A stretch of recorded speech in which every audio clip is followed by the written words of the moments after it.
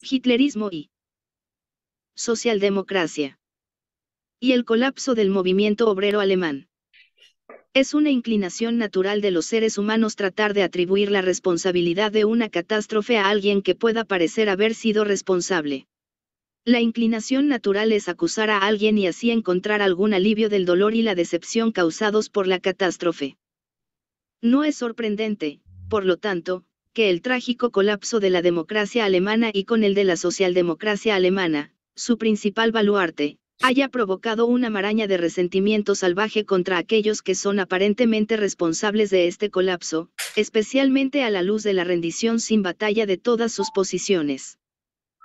Tal resentimiento ha demostrado ser bastante inútil.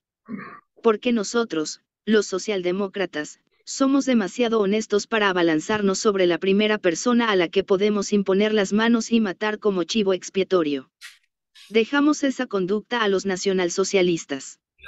Conocen muy bien el arte de encontrar chivos expiatorios para cada catástrofe. Fue la socialdemocracia el único partido que se derrumbó sin ofrecer resistencia alguna en el momento decisivo de los primeros meses de 1933. No presentaron los comunistas, los revolucionarios prístinos puros, libres de cualquier vestigio de reformismo, el mismo cuadro. ¿Y qué hay de los centristas en el otro extremo? Durante años habían luchado contra Bismarck, el canciller de hierro, hasta que lo obligaron a capitular. Hoy se inclinan ante Hitler sin el menor signo de oposición activa. Tampoco debemos olvidar a los nacionalistas alemanes, tan militantes y guerreros, que controlaban el ejército y al poderoso Stahlhelm, la organización de veteranos de guerra. Ellos también se dejaron arrojar al olvido sin ningún intento de resistencia seria. Cuando se ve desde este ángulo amplio y objetivo, el problema de la socialdemocracia alemana se convierte en el problema del pueblo alemán. Todas sus clases y elementos componentes han perdido por el momento la capacidad de resistencia contra sus opresores. En cuanto a los propios hitlerianos, por otro lado, podemos decir lo que Tácito dijo de los aristócratas del Imperio Romano, ruere in servitium. Se apresuraron alegremente a la esclavitud. Exigieron convertirse en esclavos del líder. Debemos concluir, por lo tanto, que todos los elementos del pueblo alemán han perdido la capacidad de hacer valer su derecho a la libertad. Son todos los alemanes tan cobardes, tan poco dispuestos a hacer sacrificios por una causa común. Y, sin embargo, fue el mismo pueblo alemán el que en la guerra se había afirmado con inmenso heroísmo contra probabilidades abrumadoras. ¿De dónde, entonces, el aparente miedo y cobardía de todas las clases y partidos en Alemania? Tal desarrollo general no puede atribuirse a las falsas tácticas de un solo partido o a los errores de los líderes individuales. Por el contrario, la conducta de los líderes individuales está determinada en gran medida por los sentimientos del pueblo en su conjunto. Sin embargo, sería erróneo considerar que los sentimientos del momento reflejan la composición natural y el carácter de la gente. Son simplemente la consecuencia de las circunstancias especiales que han provocado esta profunda degradación de toda la nación. El preludio de esta degradación fue la guerra y el papel particular desempeñado en ella por el pueblo alemán. El agotamiento en el que cayó el pueblo alemán como resultado de la guerra y los acontecimientos de la posguerra proporcionó el terreno para la contrarrevolución. Tal agotamiento de grandes sectores de la población siempre ha servido como base para la contrarrevolución. Al comienzo de cada revolución encontramos una expectativa gozosa y un entusiasmo tormentoso por parte de las amplias masas, inspiradas por la creencia y la convicción de que el fin de sus sufrimientos está cerca. En el curso de su desarrollo, toda revolución conduce, sin embargo, a conflictos entre las diversas partes componentes de los elementos revolucionarios, de las clases y partidos que provocaron el derrocamiento del antiguo régimen. A esta lucha intestina de los revolucionarios se añaden las luchas con los representantes del antiguo régimen, que tarde o temprano comienzan a desarrollar una nueva resistencia. Mientras tanto, las ventajas del nuevo régimen no pueden hacerse sentir de inmediato. La revolución no trae así el disfrute pacífico de sus conquistas, sino conflictos siempre nuevos y la necesidad de nuevos esfuerzos. La revolución parece haber fracasado en su promesa. sin duda, representa grandes avances hacia adelante, pero no logra, sin embargo, satisfacer a muchos revolucionarios, y devora, a medida que avanza, a sus mejores y más devotos niños. El cansancio y la decepción superan a muchos elementos de la gente en lugar de una confianza entusiasta. La República Democrática parece ser inútil. Tal fue la opinión general de los trabajadores de París después de 1794, así como después de junio de 1848. En medio de tales sentimientos, la contrarrevolución levantó la cabeza. Este fue el caso en la Gran Revolución Francesa, así como en 1848, y ahora encontramos una repetición de ella después de la Revolución de 1918. La última revolución mencionada no se caracteriza por ningún avance particularmente rápido de la contrarrevolución, por el contrario, la revolución de 1918 se distingue de las revoluciones anteriores por el tiempo requerido por la contrarrevolución para afirmarse victoriosamente. La contrarrevolución comenzó inmediatamente con la caída de Robespierre, es decir, 5 años después del estallido de la revolución. La revolución de 1848 fue suprimida en un año. La República Democrática en Alemania se mantuvo, sin embargo, durante 15 años, de 1918 a 1933. Se mantuvo firme durante 10 años, hasta el estallido de la crisis económica mundial, a pesar de que desde el principio tuvo dificultades mucho mayores con las que lidiar que la Revolución Francesa. Las causas del colapso de la República Alemana se pueden resumir de la siguiente manera. Las consecuencias del Tratado de Paz de Versalles. La debilidad interna de la República, nacida de la derrota militar. La crisis económica. La Gran Revolución Francesa llegó bajo condiciones de paz. La humillación y el agotamiento de la derrota militar no descansaron sobre el pueblo francés. Pudieron dedicar toda su fuerza de lucha a la revolución. La Revolución Alemana de 1918 llegó al final de una guerra que había llevado al pueblo alemán a una condición de agotamiento sin precedentes. A esto se sumó otro factor importante. La Revolución Francesa pronto se encontró en guerra con los monarcas de Europa, a quienes finalmente venció. Por muy internacionalistas que seamos en nuestros sentimientos, nos vemos obligados a admitir que el entusiasmo nacional de un pueblo que repele los ataques de adversarios extranjeros constituye una tremenda fuerza propulsora. Una revolución se fortalece enormemente cuando combina el entusiasmo revolucionario con el nacional.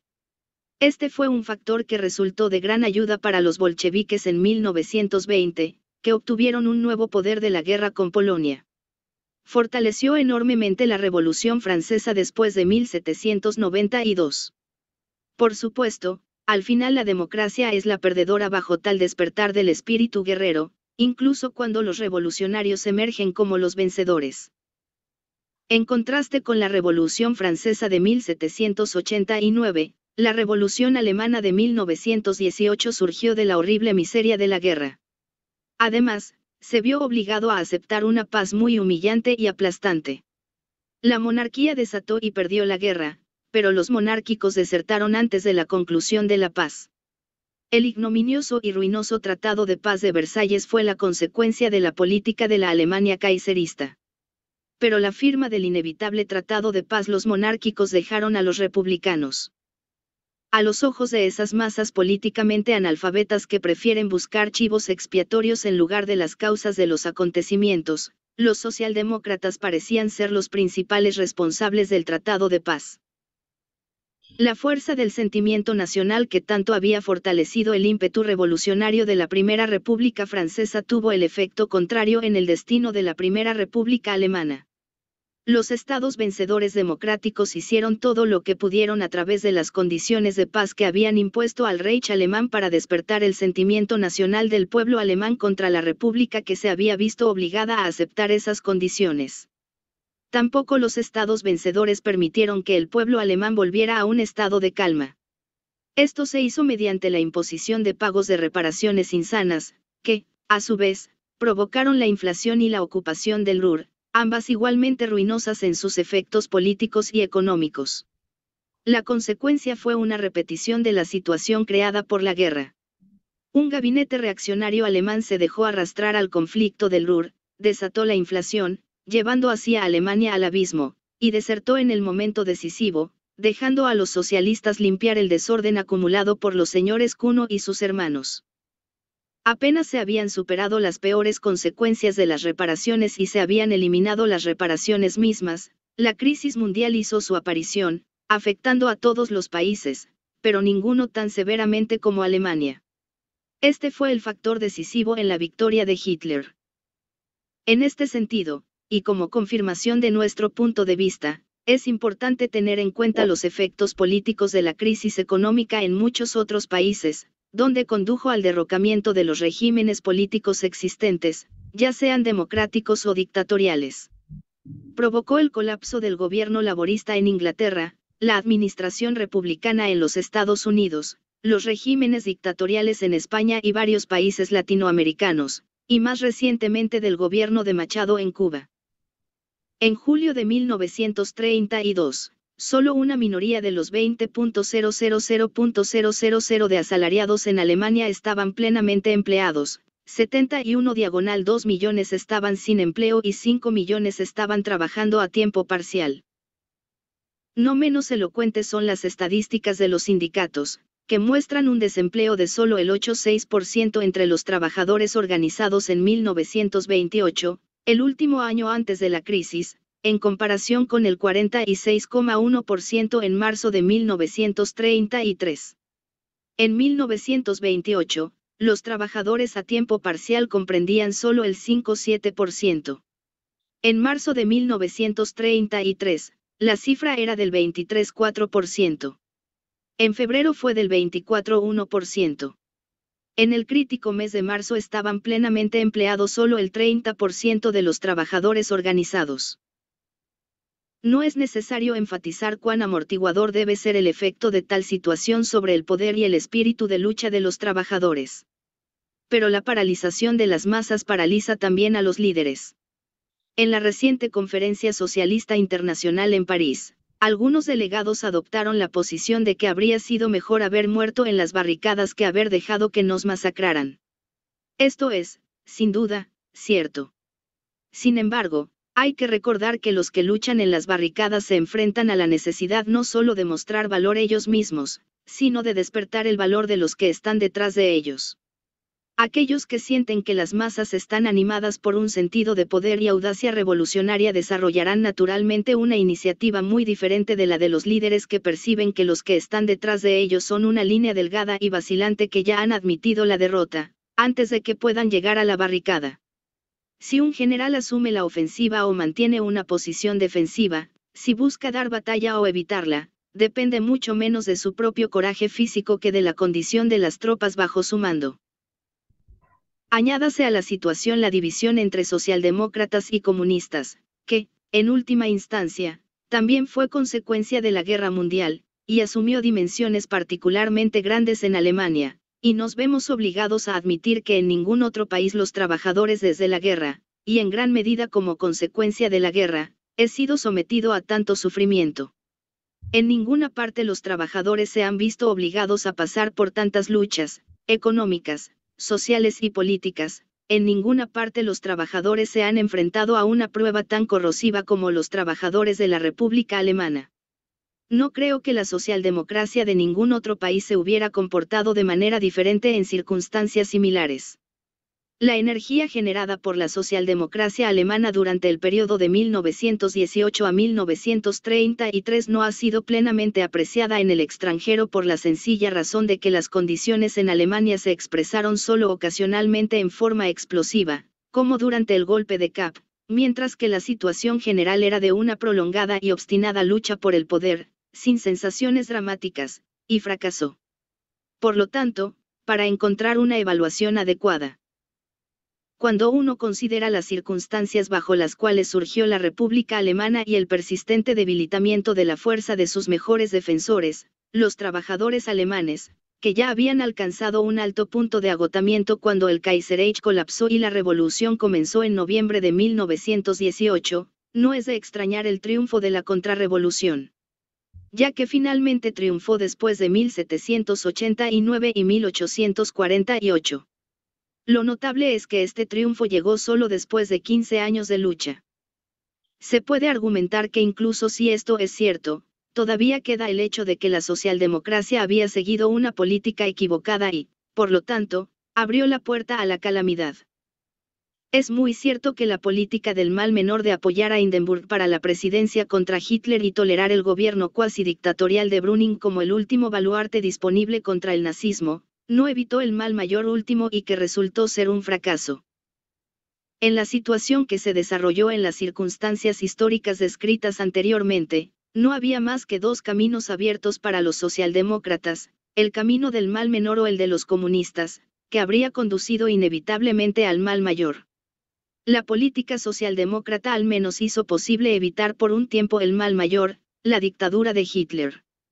Si los socialistas hubieran seguido la política de los comunistas, los propios socialistas habrían puesto a Hitler en la silla de montar.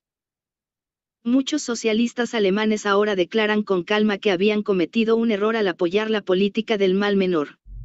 Sin embargo, no tienen ninguna razón para ponerse silicio y cenizas, ciertamente no hasta que se demuestre que cualquier otra política podría haber evitado la dictadura de Hitler.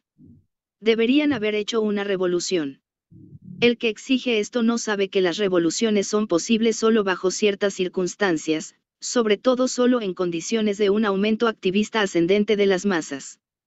Si una revolución hubiera parecido tener la más mínima posibilidad de éxito, los comunistas seguramente habrían tratado de hacer una. Desafortunadamente, las masas pueden sucumbir a tal estado de parálisis que incluso los más optimistas se vuelven desesperados e incapaces de actuar. Pero, no estoy predicando una política de desesperanza. De nada. Por el contrario, sería mucho más desalentador admitir que la socialdemocracia podría haber salido victoriosa en el duelo con Hitler si su dirección hubiera sido mejor y más audaz. Debemos asumir que todos los líderes importantes de la socialdemocracia eran cobardes o idiotas. ¿Y qué debemos pensar de los trabajadores de un partido organizado democráticamente que mantuvo a tales incompetentes durante 15 años al frente de su organización y les dio obediencia ciega? ¿Qué podemos esperar de estos trabajadores en el futuro?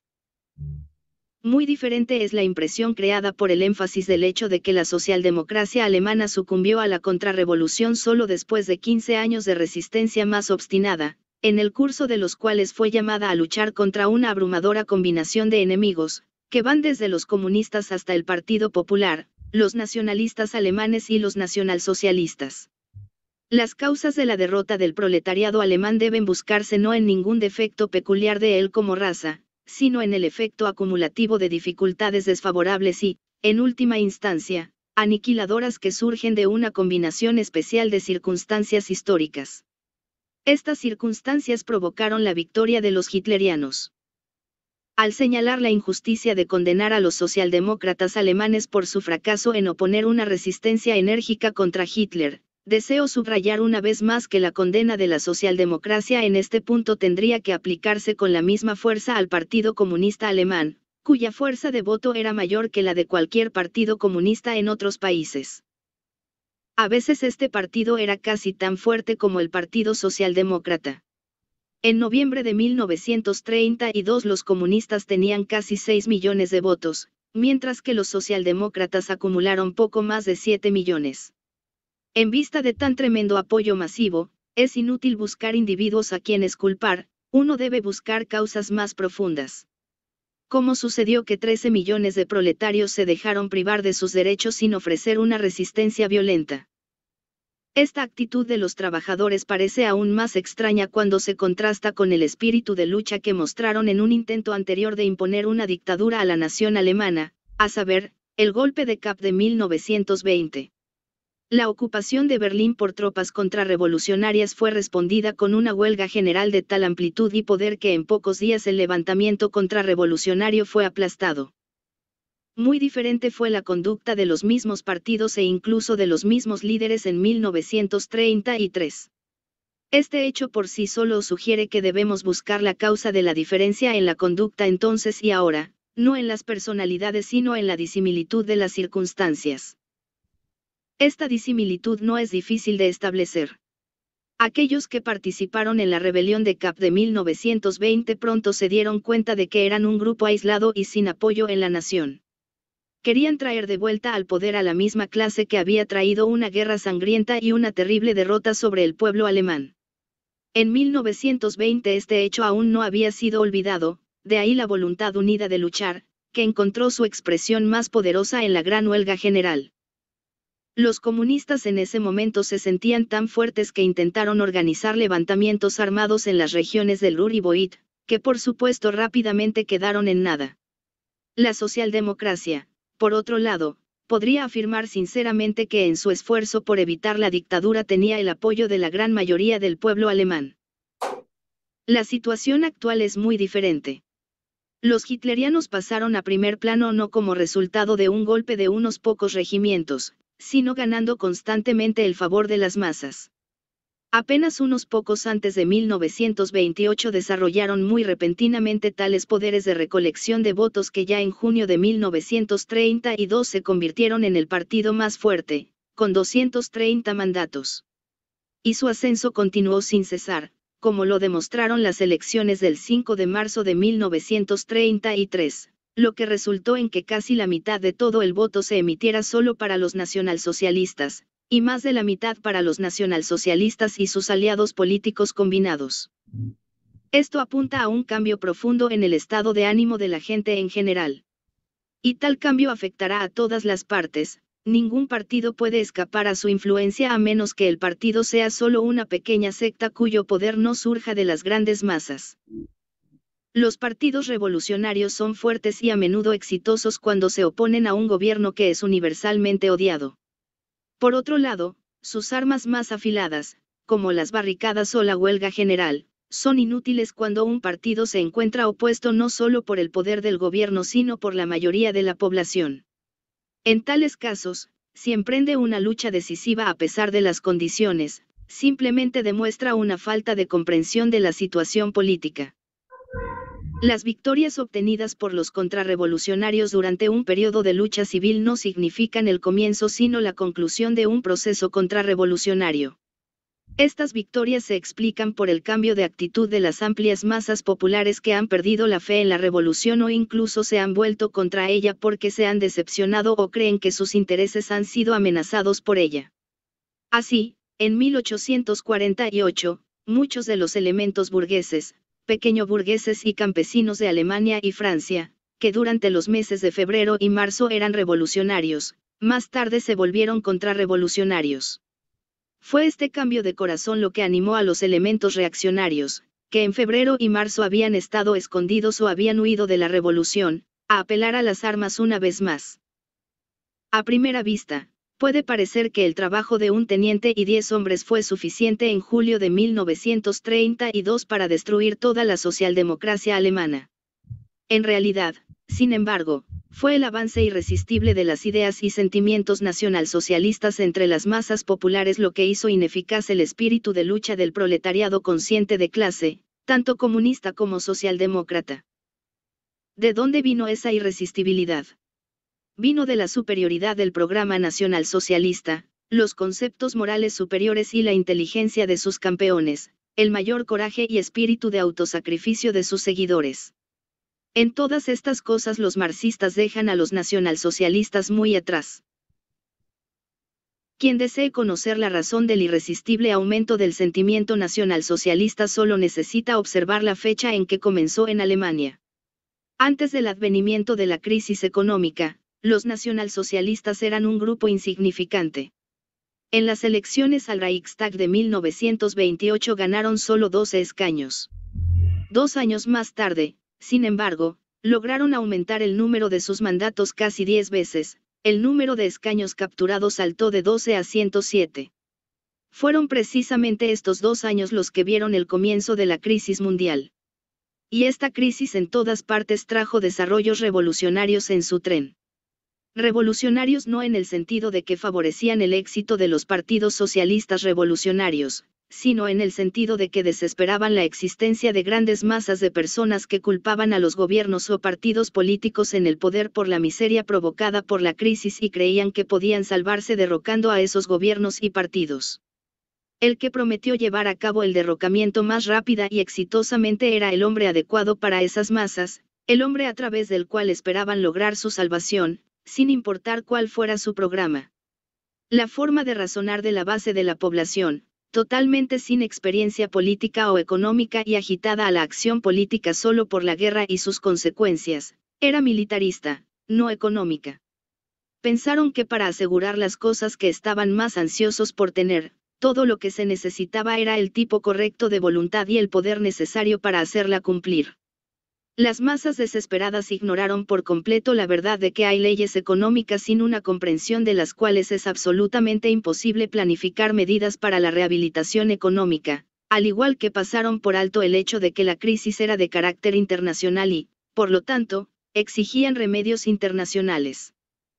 Estas masas no luchaban por el conocimiento sino por el poder no para sí mismos, porque son volubles y no tienen fe en sí mismos, sino para algún líder individual del que podrían esperar más, es decir, la defensa más exitosa de sus intereses personales.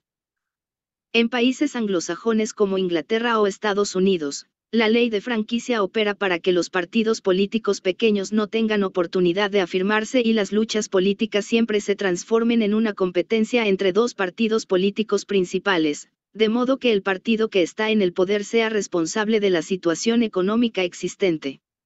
El partido en el poder recibe así más que su parte de elogios en tiempos de prosperidad, pero por otro lado es condenado sin piedad en tiempos de depresión. Esto fue responsable de la grave derrota del Partido Laborista Británico en las elecciones de 1931, ese partido tuvo la desgracia de estar al frente del gobierno en ese momento. En comparación con su récord de los 2 años anteriores, perdió 2 millones de votos, los conservadores, por otro lado, obtuvieron más de 3 millones de votos.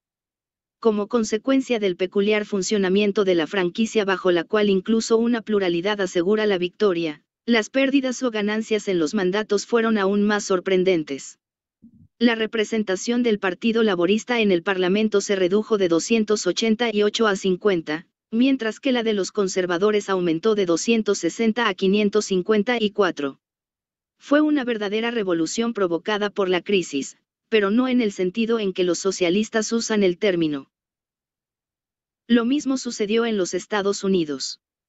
En 1928 el Partido Republicano estaba en el poder y el país pasó a disfrutar de la prosperidad económica. Este último fue considerado como el logro de la administración republicana y, por lo tanto, condujo a la elección de Hoover, el candidato republicano, a la presidencia. Pero antes de que nadie se diera cuenta, Estados Unidos también estaba en las garras de la crisis 1929 y eso significó la perdición del Partido Republicano y su presidente. En las siguientes elecciones presidenciales, Roosevelt, un demócrata, resultó victorioso con un voto de 23 millones sobre Hoover, quien recibió solo 16 millones de votos. Aquí, también, hubo una revolución que, sin embargo, no fue el resultado de una concepción social superior, sino que se basó simplemente en la expectativa de que, dado que el partido en el poder no pudo mantener la prosperidad del país, la nueva administración mostraría un mejor historial. En los países de Europa continental, el sistema de votación predominante es el de representación proporcional.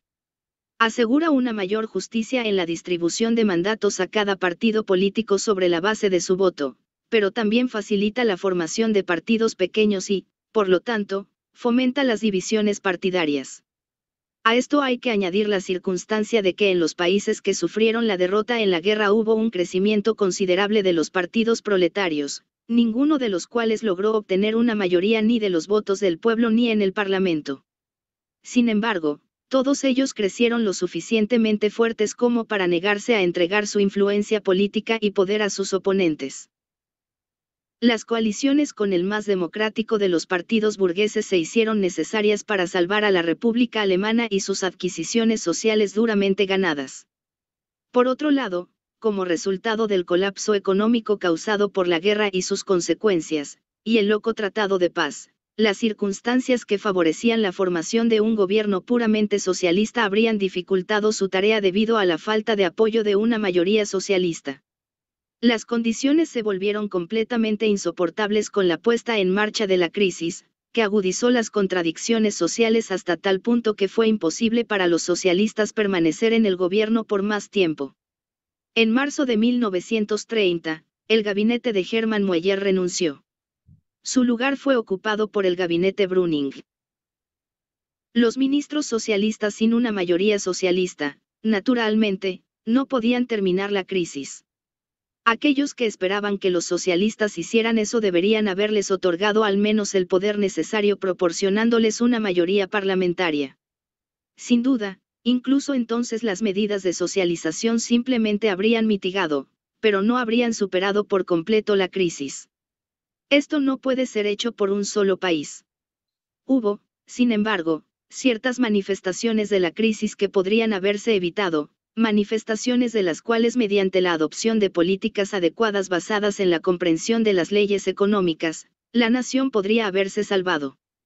Las clases dominantes hoy en día proceden sobre el principio opuesto, agravan esas manifestaciones evitables en el sentido de que en cada país buscan trasladar la carga de la crisis a otra clase y, sobre todo, a la clase obrera. Esto podría haber sido evitado por un gobierno socialdemócrata apoyado por una mayoría socialdemócrata, y las masas del pueblo ahorraron así una tremenda cantidad de sufrimiento. Pero bajo la división de poder existente entonces entre los partidos y las clases en Alemania, los socialdemócratas ni siquiera estaban en condiciones de repeler con éxito el ataque de las clases poseedoras contra el proletariado. Los gabinetes puramente burgueses empeoraron aún más el mal. Un gran número de personas, especialmente entre las clases medias e incluyendo a muchos trabajadores, vieron y sintieron la miseria de los tiempos muy profundamente. Se rebelaron contra ella. Pero en su ignorancia no vieron que la raíz de la calamidad estaba en la impotencia de la socialdemocracia, que era necesario ayudarla a alcanzar el poder. Perdieron la fe en todos los principales partidos políticos que participaron en la lucha parlamentaria y que trataron de afirmarse en el Parlamento y a través del Parlamento. Buscaron la causa de la miseria no en el equilibrio de poder de los partidos políticos, no en la ineptitud de los partidos burgueses, no en la falta de poder de la socialdemocracia, sino en el propio sistema parlamentario. Estaban molestos con la imagen de las relaciones políticas y sociales tal como se refleja en el Parlamento. Y pensaron que podían mejorar la imagen rompiendo el espejo. La crisis, que en Inglaterra golpeó al Partido Laborista y en Estados Unidos al Partido Republicano porque en ese momento ambos estaban dirigiendo el barco del Estado, se utilizó en algunos de los países gobernados constitucionalmente de Europa continental para atacar al propio Parlamento. Dado que existen parlamentos, ya que en ellos se concentra la vida política de los países, se les debe culpar de todos los males y su destrucción debe ser un requisito previo para algo mejor.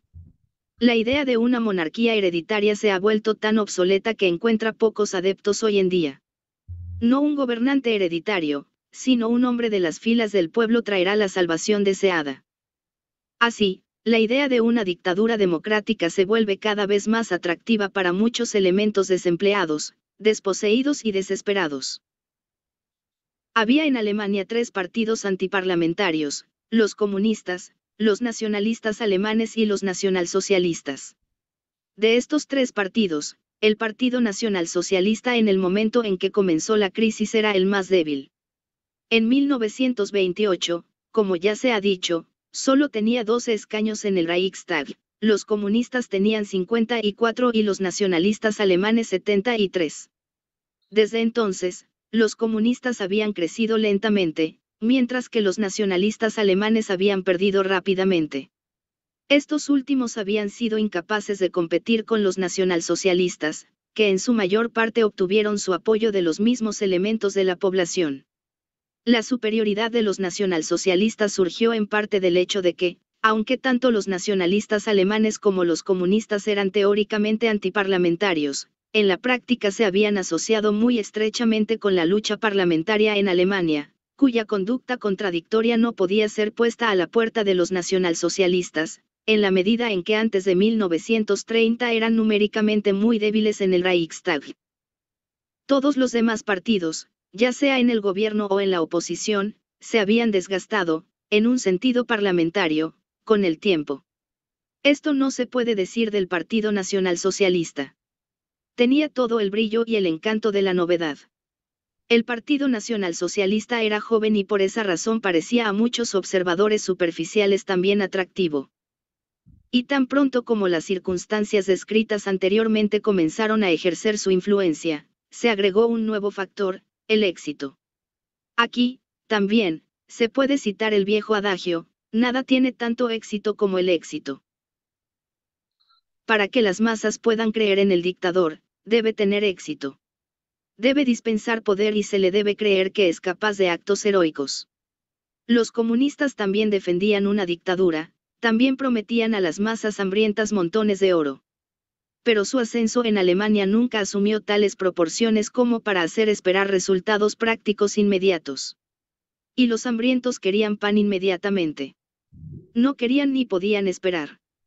Los nacionalistas alemanes, por otro lado, no solo eran enemigos jurados de los trabajadores para empezar, sino que en el momento de la crisis habían perdido gran parte de su terreno. Desde los días de la Asamblea Constitucional en Weimar hasta 1924 habían estado haciendo progresos constantes. En 1924 tenían 111 escaños en el Reichstag. Luego comenzaron a perder. En 1928 su representación se redujo a 73.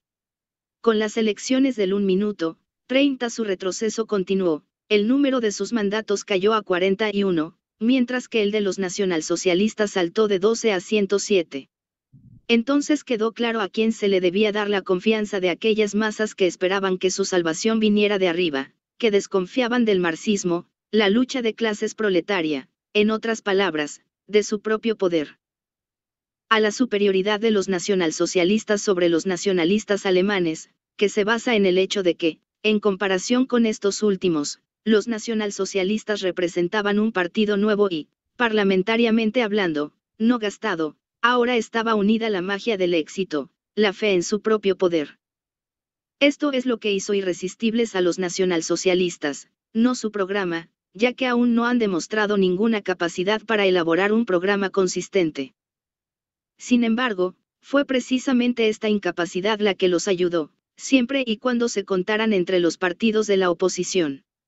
Los obligó a trazar sus planes para el futuro en el esquema más vago, permitiéndoles hacer las promesas más contradictorias, prometiendo todo a todos, tanto a los capitalistas como a los trabajadores. Y lo que ahora dicen sobre el futuro está muy de acuerdo con las concepciones que prevalecen entre los elementos de los que obtienen su apoyo principal, elementos que perecen en la miseria o languidecen en la necesidad y todavía son críticos de la lucha de clases proletaria o se encogen de ella por miedo. Son los campesinos, los pequeños comerciantes y artesanos, así como los empleados y asalariados que han perdido el coraje, y también los de los intelectuales a quienes la ciencia, y puede agregarse también el arte, no es un medio para el progreso intelectual, sino simplemente un medio para ganarse el pan y la mantequilla. Su socialismo no tiene ninguna consecuencia para el capital industrial. De este capital no dicen nada.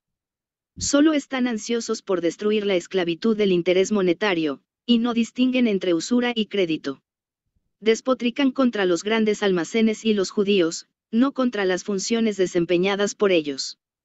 Se enfrentan a la competencia de los judíos no solo en el comercio, sino también en la ciencia y el arte. También quieren eliminar la competencia de la mujer. Sus actividades deben limitarse al hogar. El programa descrito anteriormente no se distingue particularmente por su originalidad. Hace 50 años este era el programa de los antisemitas. El demócrata Kronauer lo llamó el socialismo de los tontos de Viena. Corresponde al nivel intelectual de los filisteos de todas las clases. Sin embargo, ahora la situación política favorece su puesta en práctica tan completamente que las imbecilidades simplistas que se pronuncian sobre todas las cosas que se han logrado en el curso de más de un siglo de progreso social llevan el día en contra de un mejor juicio. Actualmente el nacionalsocialismo goza de su mayor poder propagandístico. Tanto más cuanto desde la guerra, el pensamiento militarista ha demostrado ser victorioso sobre el pensamiento económico. Sin duda, un guerrero con visión de futuro también reconoce adecuadamente los factores económicos. Pero el soldado de habilidades limitadas cree completamente en la omnipotencia de la fuerza. La guerra y sus consecuencias han hecho mucho para inculcar esta creencia infantil en grandes grupos de personas. Y ahora se alienta la ignorancia más grosera del filisteo para proporcionar orientación para la organización del Estado y la sociedad sin más estudios, sino simplemente sobre la base de las necesidades inmediatas del filisteo. Estos son entonces los factores responsables de la enorme fuerza propagandística que el nacionalsocialismo muestra hoy en Alemania. La más reciente de ellas es la crisis mundial en condiciones creadas para el pueblo alemán por la Guerra Mundial y el Tratado de Paz. A esto hay que añadir la paralización del Parlamento, en un momento en que la intervención decidida y vigorosa en la vida económica era más urgente, por un punto muerto de partidos y clases, la obsolescencia de todos los viejos partidos, la desilusión no solo de los trabajadores, sino también de los grupos de clase media baja y de los intelectuales, la creencia en la omnipotencia de la fuerza, y la ignorancia de una gran parte de la población, especialmente la juventud, con respecto a los asuntos sociales y económicos, una ignorancia provocada en gran medida por la guerra y cultivada desde entonces. Estas son las circunstancias de las cuales la creencia en una dictadura como salida tomó su crecimiento. El hecho de que los nacionalsocialistas se hayan librado de la desventaja de revelar su ineficiencia parlamentaria, así como su limitada perspectiva intelectual, una perspectiva que atraía a las masas ignorantes, y su éxito en las elecciones resultantes de ellas, preparó el terreno para esa pestilencia intelectual de camisas pardes que ahora sufrimos. En el momento en que esto se está escribiendo, la creciente popularidad del nacionalsocialismo debe su existencia esencialmente a los factores indicados anteriormente. Pero solo explican un aspecto de su naturaleza. Hay otro que es igual de importante. No se originó en la Guerra Mundial, sino en el Tratado de Paz firmado en Versalles. Este tratado obligó al Estado alemán a disolver sus fuerzas armadas y reducir su ejército permanente al pequeño cuerpo de tropas representadas por el Reichswehr. Esto podría haberse convertido en el punto de partida de un movimiento general de desarme y, por lo tanto, el comienzo de una reactivación económica en Europa. Pero los tratados hechos en 1919 trajeron una paz dictada no por la razón sino por la fuerza. Un estadista superior habría convocado un Congreso Mundial en el que todas las potencias, ya fueran vencedoras o derrotadas, beligerantes o neutrales, se habrían reunido en términos de igualdad para deliberar sobre nuevas políticas mundiales hechas necesarias o deseables por el resultado de la guerra. Estas deliberaciones serían ratificadas más tarde por el voto popular en los respectivos países. Esto habría sido un gran y sublime movimiento, habría traído una paz duradera y feliz al mundo entero y habría hecho posible un desarme general. Este último habría aliviado a los gobiernos de grandes cargas, eliminado obstáculos económicos y estimulado una rápida recuperación económica en todo el mundo. Pero los vencedores, cegados por las pasiones de guerra, limitados por el egoísmo nacional y guiados por la cobardía y la demagogia, actuaron de manera diferente, sacrificando un mejor juicio a los intereses inmediatos miopes de los grupos gobernantes. En estas circunstancias, las rivalidades nacionales han continuado, la carrera armamentista no ha disminuido y el mundo no ha logrado la paz. Y menos aún ha logrado la paz la nación alemana, tan duramente golpeada por el Tratado de Paz, especialmente sus cláusulas de reparación. Como resultado, el desarme forzado de Alemania no ha tenido ninguno de los efectos beneficiosos que se habrían obtenido de él si hubiera formado parte de una política de paz razonable de las naciones. De hecho, ha salvado a Alemania de un destino peor, ya que sin ella la nación podría haberse derrumbado por completo bajo la asombrosa carga de las reparaciones. Pero creó una nueva fuente de problemas en Alemania. Provocó la baja de muchos oficiales del ejército y soldados rasos que no estaban dispuestos a inclinarse ante los dictados de la paz y encontrar un lugar para sí mismos en la vida civil. Estos elementos rebeldes intentaron una y otra vez organizarse en bandas armadas ilegales. El movimiento fue alentado en gran medida por las condiciones inestables en Prusia Oriental y las regiones adyacentes, y más tarde también por la ocupación del Ruhr. Estos elementos también buscaban afirmarse políticamente. Los más variados grupos de persuasión nacionalista extrema quedaron bajo su liderazgo. En última instancia, todos se unieron y desde 1925 han estado bajo el mando de Hitler. De sus filas salieron los oficiales, los comandantes, los instructores y los elementos más activos del Partido Nacionalsocialista, las divisiones de tormenta rígidamente disciplinadas, S.A., que forman un ejército separado en el Estado. En un sentido militar, no eran rival para el Reichswehr y la policía estatal. Pero se convirtieron en una potencia tan pronto como se dieron cuenta del apoyo de las masas de la población y una gran parte de la maquinaria gubernamental. Incluso cuando el gobierno oficialmente los desaprobaba, los funcionarios, jueces y otros los tomaban amablemente. Al principio eran solo unos pocos miles, infectaron a las multitudes cada vez mayores de jóvenes que acudieron a las filas del nacionalsocialismo con su entusiasmo o más bien falso entusiasmo por la violencia, la tosquedad y la brutalidad hacia cualquiera que se negara a cumplir sus órdenes. Por otro lado, infectaron a estas multitudes con el espíritu mercenario de disposición a venderse a cualquiera que pague el precio. En los viejos tiempos, también, las tropas mercenarias despedidas después de la conclusión de una guerra a menudo se convirtieron en una molestia onerosa y una fuente de opresión para la población pacífica. El ejemplo más conocido de eso lo tenemos en los llamados Armagnacs. La guerra entre Francia e Inglaterra, que comenzó en 1339 y duró más de un siglo, fue llevada a cabo por ambos bandos con la ayuda de levas feudales y tropas contratadas reclutadas de muchas tierras y que en el curso de la contienda se volvieron cada vez más inmanejables. Cuando la guerra se acercaba a su fin y la victoria de los franceses estaba asegurada, el rey despidió a los mercenarios. Pero se negaron a abandonar el país y se sintieron como en casa de la manera más disoluta y cruel. Fueron nombrados Armagnacs, por su líder, el conde de Armagnac. En el sur de Alemania, el nombre se corrompió en Armeyeks, que significa pobres Fabs. Pero en Francia se eligió un nombre más apropiado para ellos, Bellones. Se comportaron en su patria incluso peor de lo que lo hicieron como tropas disciplinadas en el país enemigo. Uno recuerda a estos desplumadores cuando observa las acciones de las bandas de asalariados de Hitler. Donde el gobierno no solo no los restringe, sino que a menudo los apoya, destruyen sin piedad todo lo que les desagrada, y aplastan incluso la más mínima manifestación de desaprobación más despiadadamente de lo que lo hace el despotismo más completo. Las condiciones bajo la ley discriminatoria de Bismarck de 1878 eran para nosotros los socialistas el cielo en comparación con la furia actual de las bandas de camisas pardes.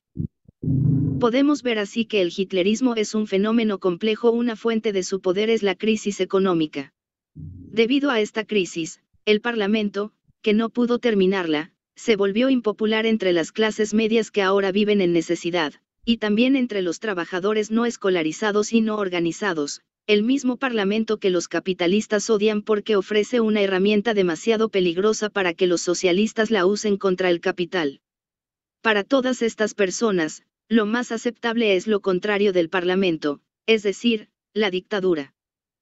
Y a eso se añadió el surgimiento de numerosas bandas, nacidas de la Paz de Versalles, que han entrado al servicio de la dictadura, se han convertido en su principal instrumento de poder, y han dejado su huella en los métodos empleados para mantener esa dictadura. Si se combina con los dos factores anteriores, tenemos un tercero, a saber, la posesión de la autoridad del gobierno, obtenemos como resultado un poder político y social que ningún partido puede resistir efectivamente. 2. Revolución y guerra civil. Después de una guerra fallida o de una revolución que ha fracasado, el bando perdedor siempre se convierte en objeto de crítica y de autocrítica. Esto último no solo es inevitable sino necesario y tiene un efecto saludable si ayuda a aclarar las causas de la derrota y permite a los vencidos reanudar la lucha de nuevo con una mayor solidaridad y propósito y proseguirla con mayor vigor. Por el contrario, la autocrítica es infructuosa y de nada sirve si el único propósito que sirve es encontrar chivos expiatorios sobre los cuales el hombre que se entrega a la autocrítica puede afirmar su superioridad con presunción farisaica. Tal vez una investigación más profunda sobre la combinación de circunstancias que llevaron a la victoria de Hitler nos haría revisar algunos de nuestros puntos de vista de larga data. Por el momento, sin embargo, no veo ninguna razón para hacerlo. En cualquier caso, debemos evitar sobreestimar la superioridad del poder de Hitler en este momento y adoptar algunos de los puntos de vista de los nacionalsocialistas. No debemos permitir que eso suceda. ¿Por qué añadiría el fracaso moral a la derrota material? Por supuesto, el peligro no debe minimizarse.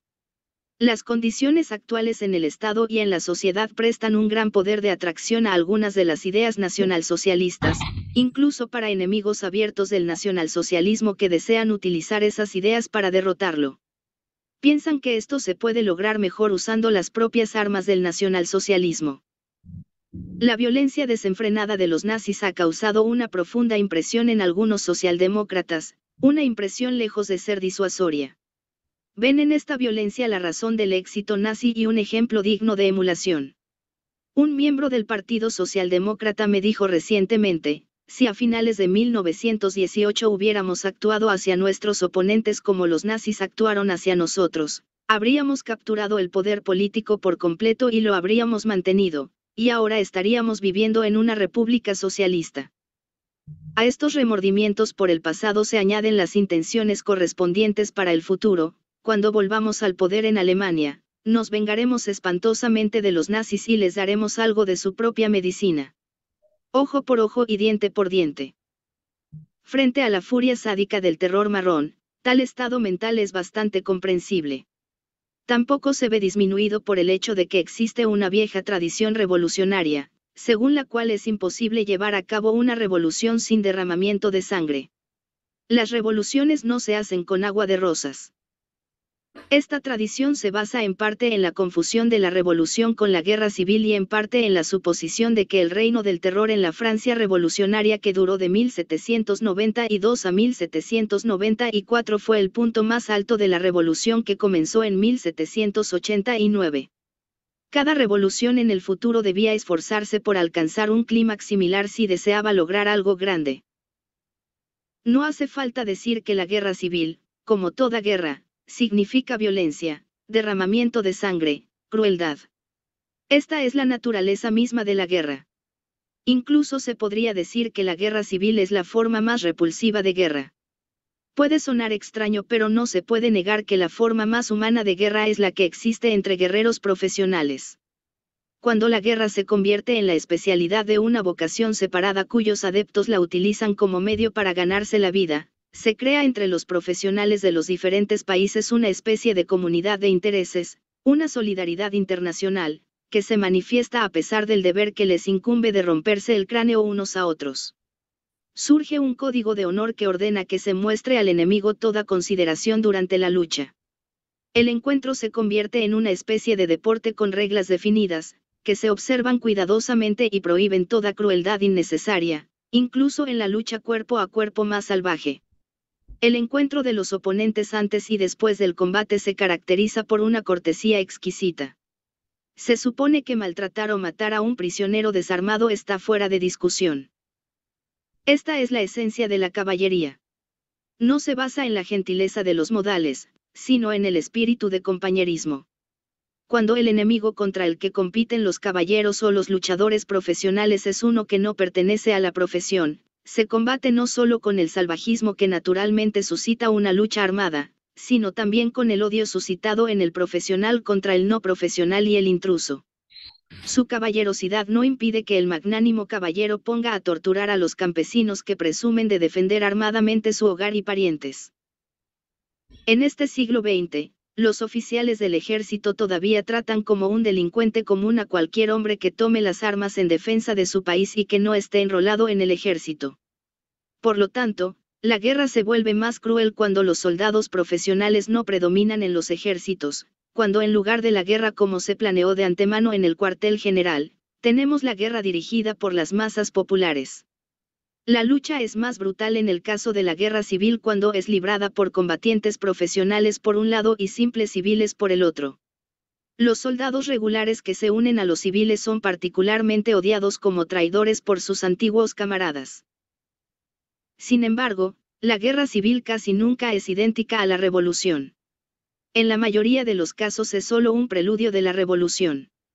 Es solo cuando los revolucionarios ganan ventaja en la lucha fratricida que comienza la revolucionarización del Estado y de la sociedad.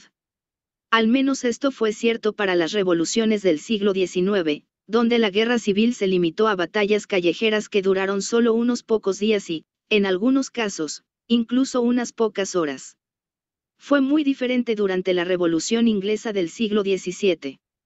En ese momento la guerra civil duró una década, y a lo largo de su curso continuó la actividad revolucionaria del Parlamento.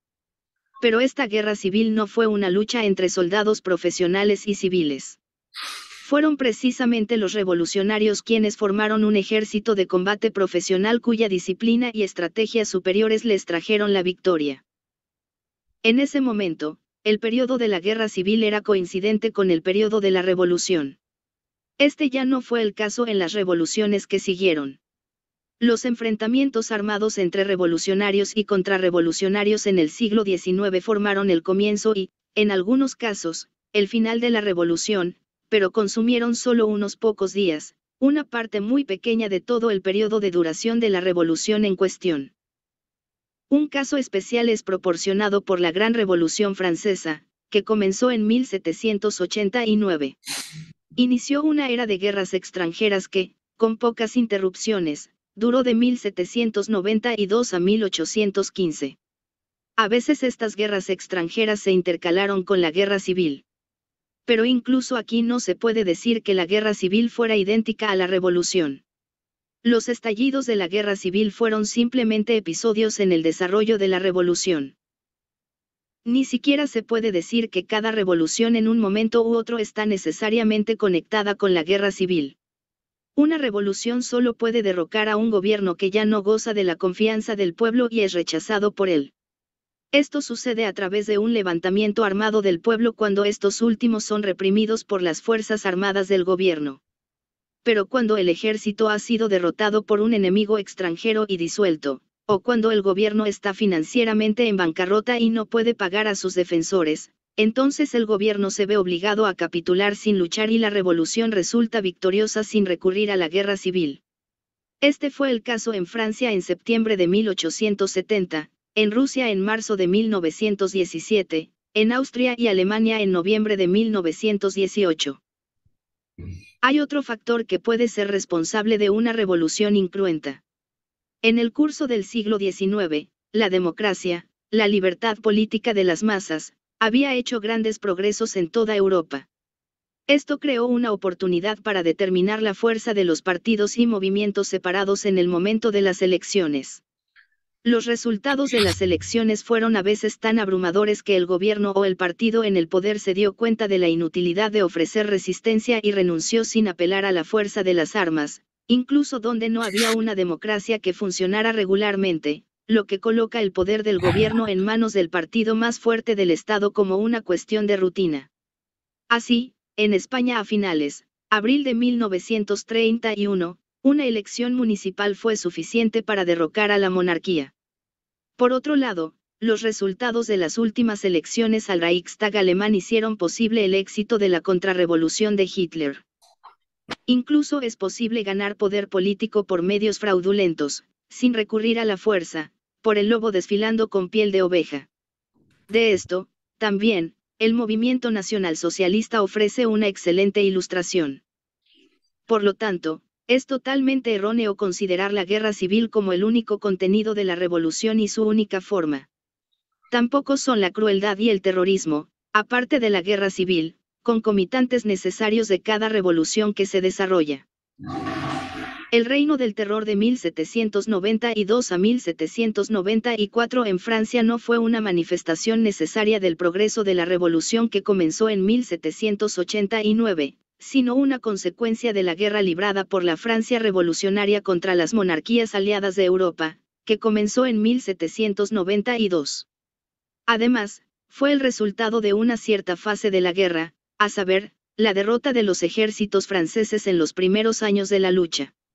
No fue la revolución, fue la guerra, la amenaza a la revolución presentada por los ejércitos extranjeros, así como la traición de los contrarrevolucionarios, lo que llevó al reino del terror y a la adopción de medidas como las que se recurren en una fortaleza sitiada, pero que llevaban un sello socialista porque las clases trabajadoras de París eran las más activas defensoras de una política de lucha contra la guerra aún a terminar. Lo cual era bastante natural, ya que podían perder más si la victoria iba a las monarquías opuestas, mientras que bajo el comunismo militar perderían menos. Discuto esta cuestión en mi libro Guerra y Democracia.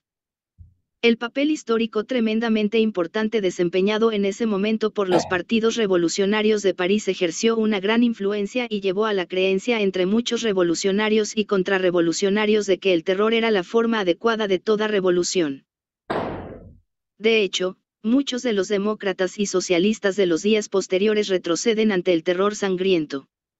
Solo los sucesores socialistas de los jacobinos burgueses, estos abanderados del reino del terror de 1792 a 1794, creyeron definitivamente en él. Eran los blanquistas. Pero incluso ellos ensalzaban el terror solo en teoría, no en la práctica, para lo cual apenas habían tenido una oportunidad. Solo sus sucesores, los anarquistas bakuninistas, practicaron el terror, no a escala masiva, sino a individuos. Y lo practicaron no como un método para mantener el poder para los revolucionarios victoriosos, sino como un método de lucha de individuos separados en lucha desesperada con un gobierno abrumador cuando este gobierno hizo imposible el más mínimo movimiento de masas, como fue el caso en Rusia. No nos interesa este aspecto del terrorismo.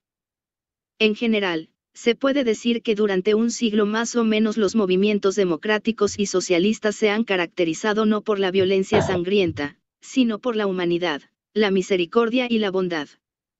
3. Democracia y humanidad. Si un grupo determinado en la sociedad es pacífico y humano o violento y brutal depende, en última instancia, de las condiciones sociales en las que vive. Los pueblos puramente agrícolas a menudo se abstienen de infligir la muerte no solo a los humanos sino incluso a las bestias.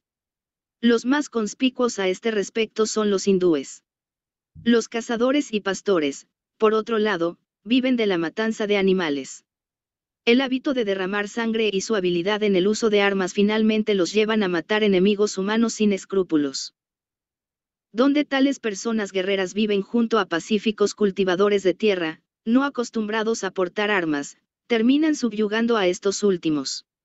Se convierten así en los fundadores del Estado.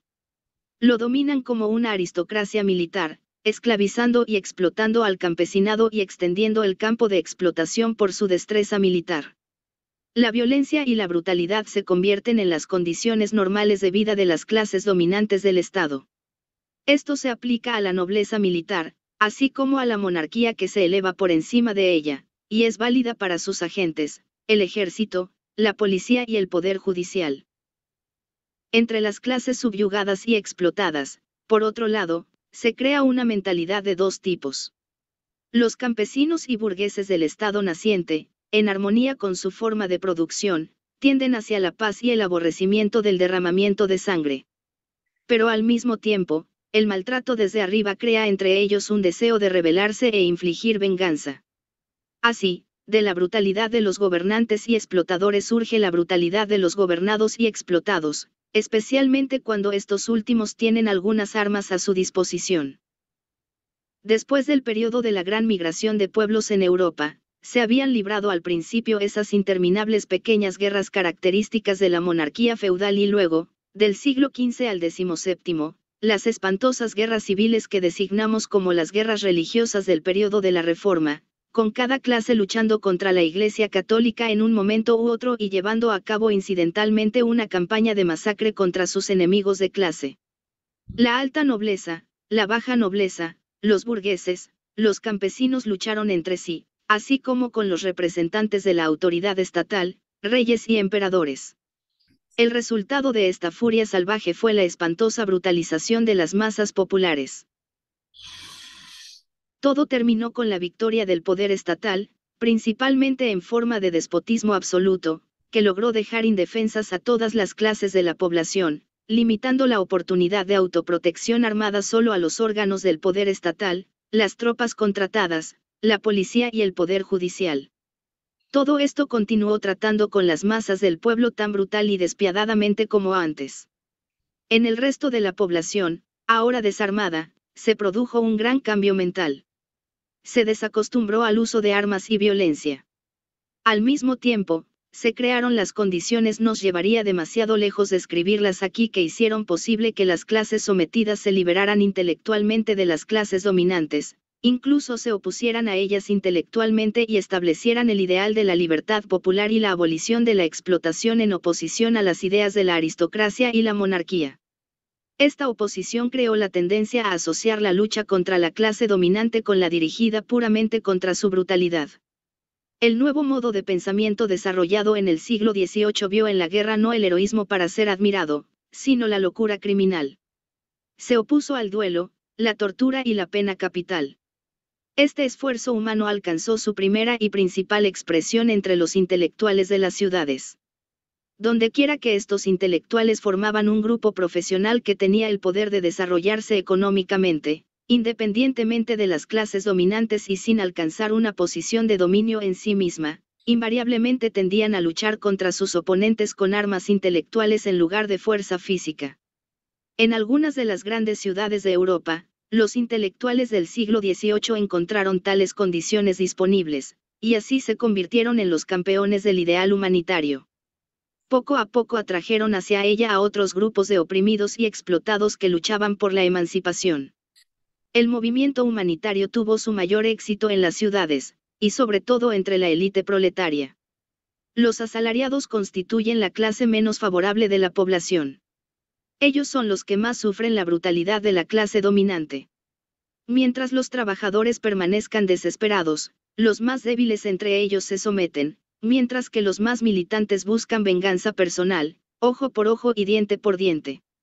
Sin embargo, aquellos capaces de albergar una esperanza más alta, que miran más allá del presente y sienten que tienen en sí mismos la creación de un futuro mejor, luchan no solo contra toda forma de esclavitud y explotación, sino también contra todo desprecio por la vida humana, incluida la vida del oponente.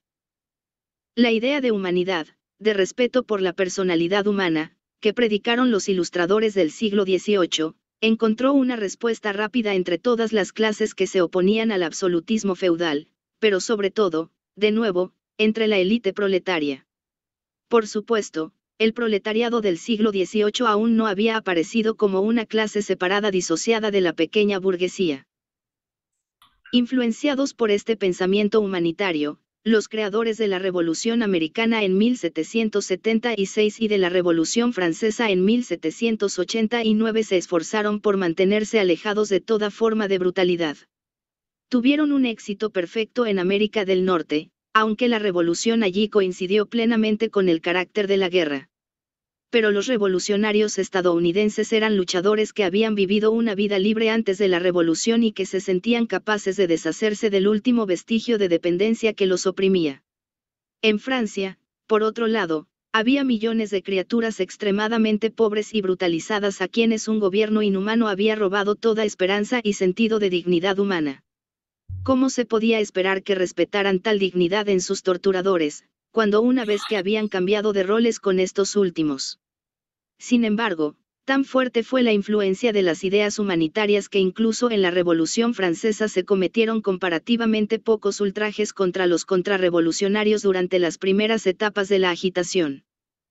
Un cambio ocurrió solo en 1772 cuando estalló la guerra, y eso solo en la fase inicial de la misma, que no fue bien para Francia, cuando el enemigo extranjero fue apoyado por los contrarrevolucionarios franceses.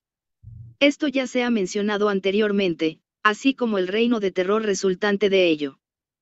El terror creó la ilusión entre los campeones de las clases bajas de que ninguna revolución podría resultar victoriosa sin derramamiento de sangre, que podría mantener su superioridad sobre sus enemigos solo privándolos de la vida o de la oportunidad de sostenerla. Sin embargo, la idea de humanidad continuó progresando entre las clases trabajadoras, especialmente el proletariado. La forma de sociedad que surgió como resultado de la Gran Revolución Francesa favoreció esta idea, a pesar del estado de guerra que agobió a las naciones de Europa de 1792 a 1815 y la reacción sangrienta que se estableció en Francia en 1814 después del regreso de los Borbones. Cuando la revolución estalló de nuevo en ese país en 1830, en la que el proletariado desempeñó un papel más prominente, procedió no solo a lo largo de líneas completamente diferentes de las del Reino del Terror de 1792 a 1794, es decir, en condiciones de paz en lugar de guerra, sino que fue ayudado por un proletariado más desarrollado. Esta vez no se derramó sangre, excepto en la lucha con un enemigo armado para proteger al pueblo contra la violencia. Como vencedor, la revolución demostró ser magnánima y amable, sin pensar en atacar a sus enemigos en persona o privarlos de sus propiedades. Permitió que el rey derrocado partiera en paz. Los líderes de la reacción, mientras estaban en el poder, a menudo habían utilizado su instrumento de autoridad de la manera más cruel. Sin embargo, ningún acto de venganza política o personal fue perpetrado contra ellos por los vencedores proletarios. Esta caridad no fue impulsada por el miedo o la debilidad, sino por un sentimiento de superioridad sobre el oponente. Los vencedores no deseaban rebajarse al nivel de la brutalidad y la codicia personal de sus enemigos. Lo mismo ocurrió con los combatientes victoriosos en las barricadas en enero y febrero de 1848, en París, en marzo del mismo año en Viena, Berlín, etc. Muy diferente fue la actitud del proletariado intelectualmente atrasado de la gran ciudad italiana, Nápoles. En 1830, incitado por el rey Fernando, llevó a cabo un ataque sorpresa contra los liberales y demócratas, pertenecientes en su mayoría a la burguesía, mató a muchos de ellos y saqueó y destruyó sus viviendas.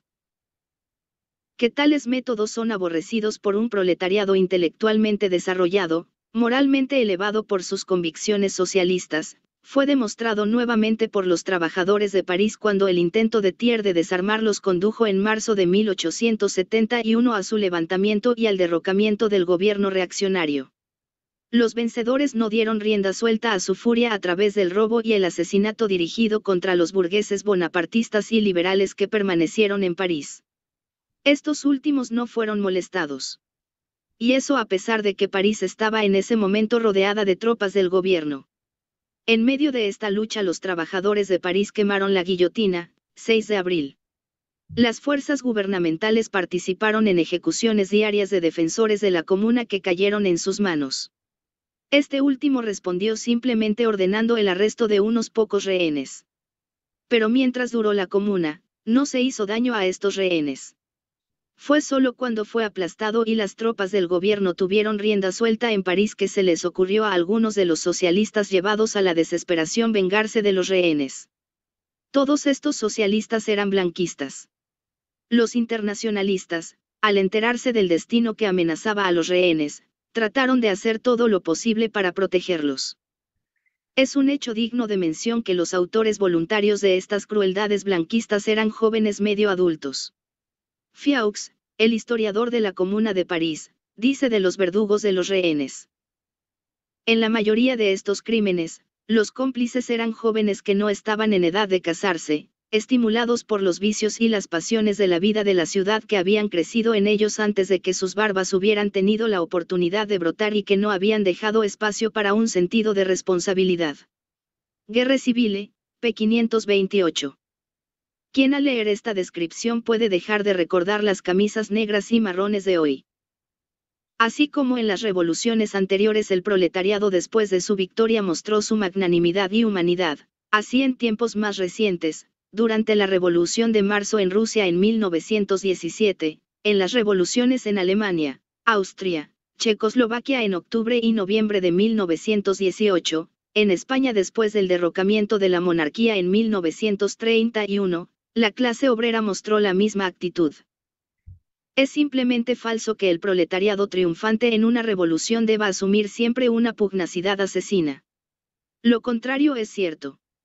No los revolucionarios proletarios, sino sus oponentes y sus hordas armadas de seguidores dan rienda suelta a la furia salvaje donde quiera que derrotan al proletariado, ya sea mediante el uso directo de las armas o recurriendo a los métodos insidiosos de la demagogia. No fueron los vencedores del 24 de febrero de 1848, en París, quienes se ensuciaron de sangre, fueron los del 23 de junio del mismo año.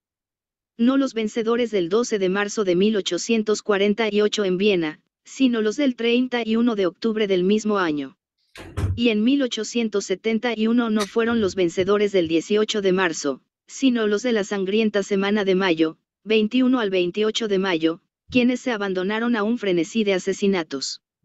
Los principios terroristas en la Comuna de París y la relación entre terrorismo y revolución se tratan plenamente en el libro Terrorismo y Comunismo.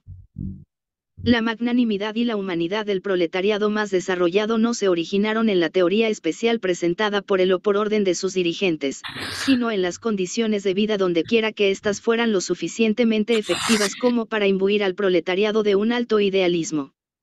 Este idealismo inspira altruismo y entusiasmo, así como humanidad y generosidad en una clase oprimida solo cuando la clase se vuelve consciente de su poder y su deber de establecer un orden superior de la sociedad en lugar de las condiciones existentes de miseria, de modo que no considere su victoria como un medio para el engrandecimiento personal y la venganza. Por otro lado, las personas que en las luchas políticas se fijan los últimos objetivos mencionados son siempre mezquinas y crueles con sus oponentes derrotados. Lo mismo puede decirse de los partidos y las clases que son capaces de gobernar sobre las masas populares solo como minorías y están en condiciones de mantener su dominio no con la ayuda de medidas ilustradas, sino a través del miedo y el terrorismo. El peligro de tal terrorismo minoritario no existe en el caso de la socialdemocracia, que aspira a alcanzar el poder solo como representante de la mayoría de la población y cree que su programa asegura el bienestar y la libertad de todo el cuerpo colectivo de la humanidad trabajadora, donde quiera que las condiciones favorezcan la realización de este programa. 4. La brutalidad del capitalismo de los últimos días.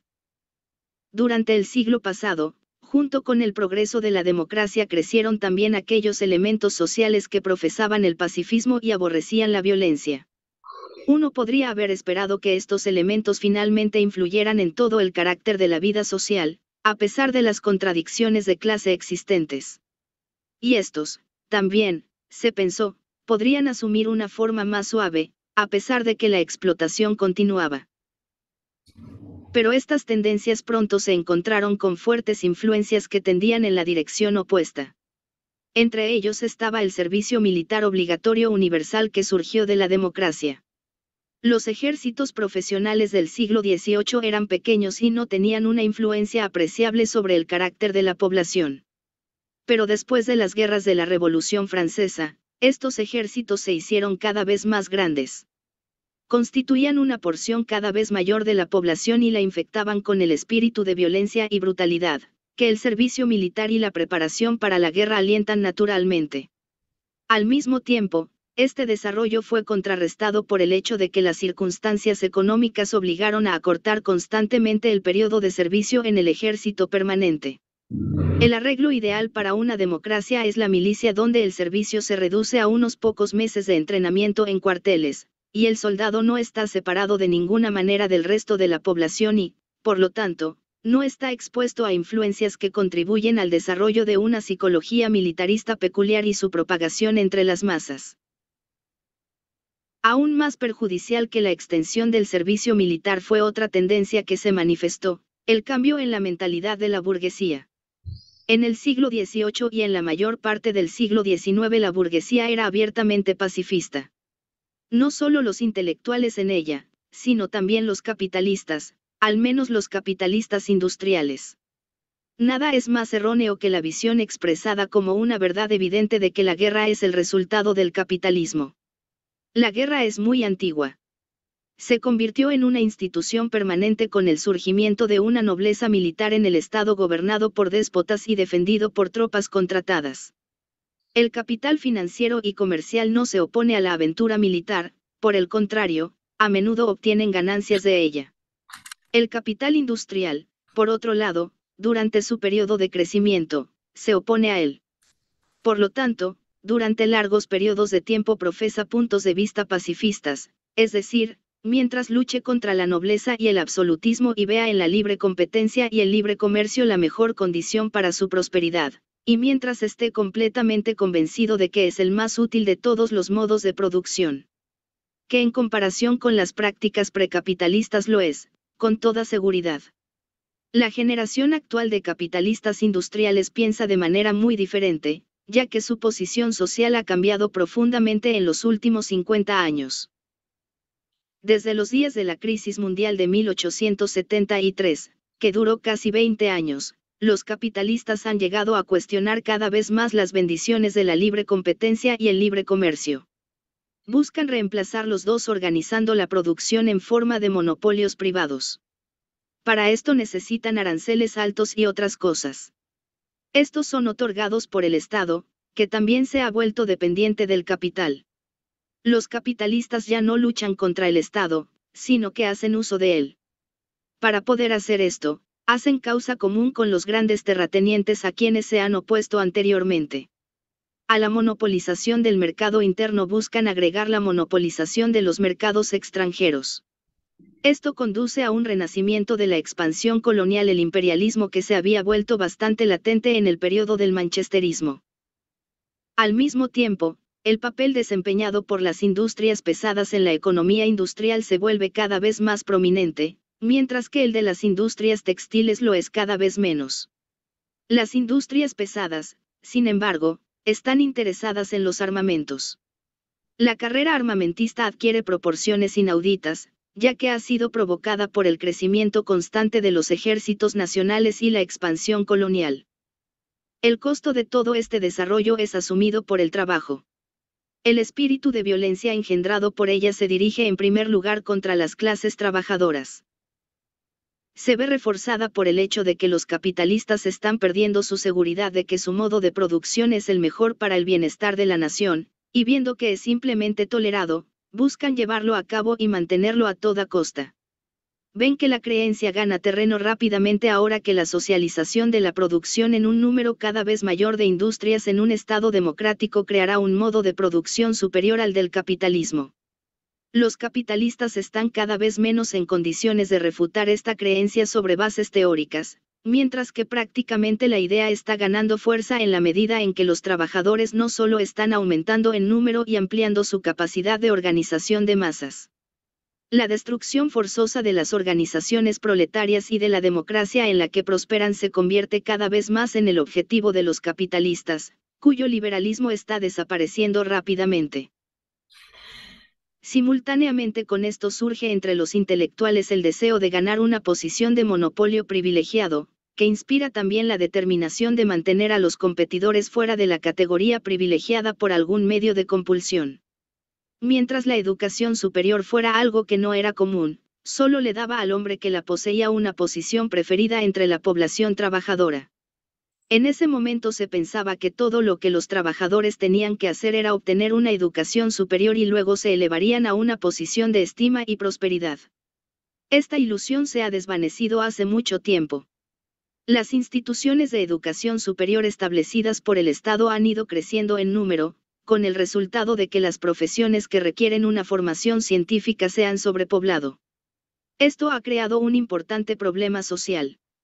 La victoria de los trabajadores lo resolverá a través de la construcción de una sociedad socialista.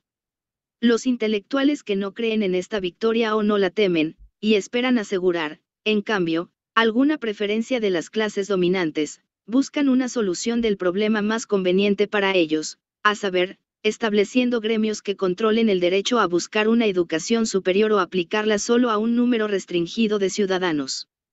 Esto significa la degradación de aquellos que desean una educación. En algunos grupos intelectuales se ha desarrollado en el último medio siglo una filosofía de la fuerza bruta que está en triste contraste con la filosofía de la humanidad que caracterizó a los ilustrados del siglo XVIII y a los liberales y demócratas del XIX. El liberalismo y la democracia están perdiendo terreno constantemente entre la burguesía, especialmente en aquellos países donde esta clase no ha estado arraigada en las tradiciones del liberalismo y la democracia por siglos de lucha por la libertad. Pero el proletariado mismo no ha escapado plenamente a la influencia del culto a la violencia que en los últimos 50 años ha estado creciendo continuamente entre los grupos de clase media, anteriormente los campeones del humanitarismo y la paz mundial. El descubrimiento del significado histórico de las clases y la lucha de clases fue una de las mayores contribuciones al pensamiento humano hechas por Marx y Engels. En la práctica, sin embargo, no hay que detenerse en las abstracciones, las simplificaciones con las que el investigador comienza para facilitar el descubrimiento de las leyes que gobiernan los fenómenos en cuestión. En realidad las cosas son mucho más complicadas que en teoría. Por lo tanto, No debemos contentarnos con el mero reconocimiento de las contradicciones de clase entre capital y trabajo establecidas por Marx en su Capital si queremos comprender las luchas sociales y políticas de nuestro tiempo. Y no solo debemos tener en cuenta el hecho de que además de capitalistas y obreros hay otras clases en la sociedad moderna, sino también considerar las diferencias existentes entre los diversos grupos dentro de la clase capitalista, por un lado, y aquellos entre los diversos grupos dentro de la clase proletaria, por el otro. Ya he aludido al hecho de que hace una gran diferencia si estamos tratando con un proletariado altamente desarrollado o con uno atrasado. Los trabajadores de París en 1848 se comportaron de una manera muy diferente de la de los trabajadores de Nápoles. Marx y Engels mismos se vieron obligados a reconocer la diferencia entre el proletariado trabajador y el proletariado de la chusma baja. Pero dentro del proletariado trabajador mismo hay múltiples diferenciaciones ocasionadas por las diferencias en las condiciones de trabajo, así como por los diversos estratos de los cuales se reclutan los trabajadores. Algunos de ellos son menos difíciles de organizar, otros lo son más, algunos son capaces de adquirir una educación superior, otros de nuevo apenas son capaces de leer un artículo, etc. Al comienzo del movimiento obrero era solo la élite entre los trabajadores que poseía suficiente energía y comprensión para emprender la lucha de clases política y económica. Fue solo a través de un proceso lento y difícil que estos abnegados luchadores pioneros del proletariado, sedientos de conocimiento tanto como de libertad, pudieron atraer a círculos más amplios de trabajadores a las filas de la clase obrera consciente y luchadora.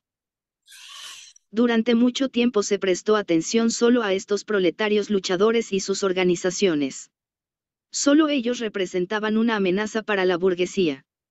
Pero a medida que el espíritu de violencia despertaba dentro de la burguesía, y al mismo tiempo las filas de los proletarios combatientes continuaban aumentando mientras el número de campesinos y pequeñoburgueses disminuía, al menos relativamente, y a menudo absolutamente, surgió la necesidad, bien reconocida por no pocos de los capitalistas, de no dejar a la parte atrasada del proletariado enteramente sola hasta que se infectara con la propaganda de los socialdemócratas y los sindicatos libres.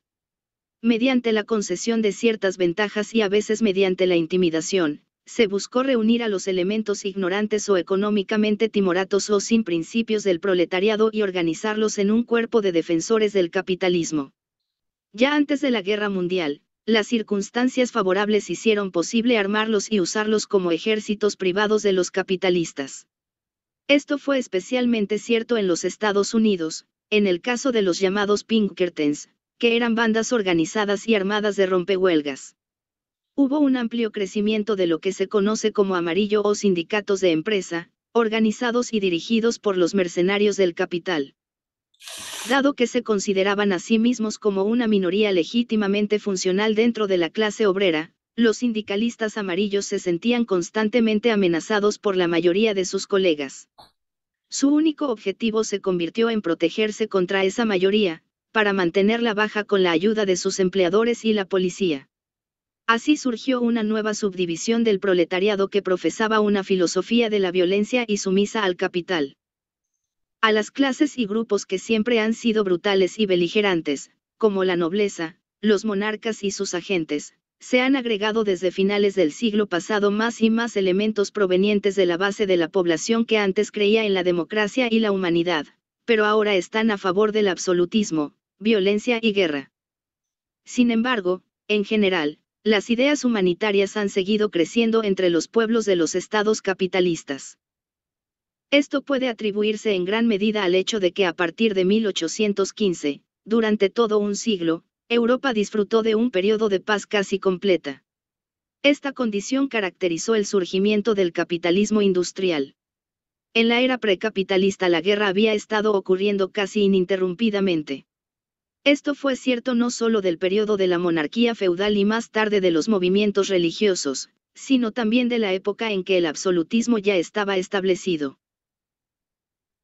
Consideremos, por ejemplo, el siglo XVIII. Se abrió con una gran guerra de Francia contra Austria, que estaba aliada con Inglaterra y los Países Bajos. Duró 14 años, de 1701 a 1714. Simultáneamente hubo una guerra en curso entre Suecia y Rusia y otras potencias, 1700 a 1718. De 1716 a 1718 hubo una guerra entre Austria y Turquía, de 1717 a 1720 entre España y Francia y sus aliados. Esto fue seguido por la guerra por la sucesión polaca entre Francia y Austria, 1733 a 1735, así como una lucha entre los turcos y los rusos y austríacos, 1736 a 1739. Después de este interludio de pequeñas guerras vino la tremenda contienda entre Federico II de Prusia y Austria, en la que Francia se asoció primero con un lado y luego con el otro. Inglaterra también se vio involucrada, siempre tomando partido contra Francia. Luego estaba la Guerra de Sucesión Austríaca, 1740 a 1748, seguida de la Guerra de los 7 Años de 1756 a 1763.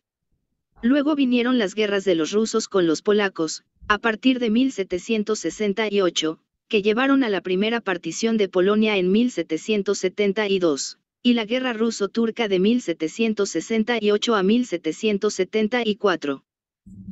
La lucha por la independencia americana inició un periodo de guerras en Europa Occidental, entre Francia y España y más tarde entre Inglaterra y los Países Bajos, 1778 a 1782. Después de eso, la guerra estalló de nuevo entre los austríacos y los rusos aliados con los turcos en 1787 y duró 5 años, al final de los cuales hubo otra guerra entre Rusia y Polonia. En 1792 comenzó la Guerra de las Monarquías de Europa contra la Francia revolucionaria que, con breves interrupciones, duró hasta 1815. Así, en el periodo de 1700 a 1815 pasaron pocos años sin guerra, casi la mitad se dedica a feroces contiendas entre las grandes potencias. Qué diferente es el siglo de 1815 a 1914. En Europa no hubo una sola guerra importante entre los años 1815 y 1854. Y ninguno entre 1878 y 1914. El periodo comprendido entre 1854 y 1878 vio no pocas guerras de primera magnitud. Pero dos de ellos se libraron en Asia Menor, la Guerra de Crimea y la Guerra Ruso-Turca de 1877 a 78. Afectaron a Europa pero poco. En Europa propiamente dicha hubo durante este periodo solo 3 guerras importantes, la Guerra Italiana entre Austria y Francia 1859, la Guerra Austro-Prusiana de 1866 y la Guerra Franco-Alemana de 1870 a 71. Todos ocurrieron en el corto periodo de una docena de años. 9/10 partes del siglo entre 1815 y 1914 transcurrieron sin grandes guerras en Europa propiamente dicha. Y los que ocurrieron durante el resto del periodo fueron cortos. En Italia la primera batalla se libró el 20 de mayo de 1859, y la última el 24 de junio del mismo año. En la guerra entre los prusianos y los austríacos en 1866 el primer encuentro ocurrió el 26 de junio, y el último el 22 de julio. Estas guerras fueron demasiado cortas para tener alguna influencia corruptora en las mentes de la gente de las potencias contendientes. La guerra franco-alemana también habría terminado rápidamente. La primera batalla se libró el 2 de agosto de 1870. Para el 1 de septiembre, Napoleón III ya había sido hecho prisionero, sus ejércitos derrotados y la guerra prácticamente terminada. Francia pidió la paz. Alemania podría haberla tenido inmediatamente después de lograr todo lo que pudo a través de la guerra, es decir, la garantía de su unidad y, además, una enorme indemnización de guerra. Pero Bismarck, estimulado por los generales y profesores influenciados por el acostumbrado hurra-patriotismo de los filisteos entre los vencedores intoxicados de alegría, insistió en la anexión de Alsacia-Lorena, cuya población se oponía vehementemente al paso. Esto llevó a un nuevo estallido de guerra que duró hasta finales de enero de 1871, que costó a ambas naciones ríos de sangre, y no trajo a Alemania ninguna mejora apreciable de su posición estratégica, como se demostró claramente en agosto de 1914, pero un cambio profundo para peor en su posición mundial, el odio a Francia, la antipatía de todo el mundo civilizado y, además de eso, la dominación del militarismo en casa. Pero a pesar de los males que dejó atrás, la guerra de 1870 a 71 no pudo deshacer el efecto total del periodo sin guerra que, con solo unas pocas interrupciones, duró de 1815 a 1914. Y debido a que hubo este periodo de paz casi ininterrumpida, la vida económica de Europa durante el siglo posterior a 1815 se desarrolló enormemente. Pero con ella creció el poder del proletariado.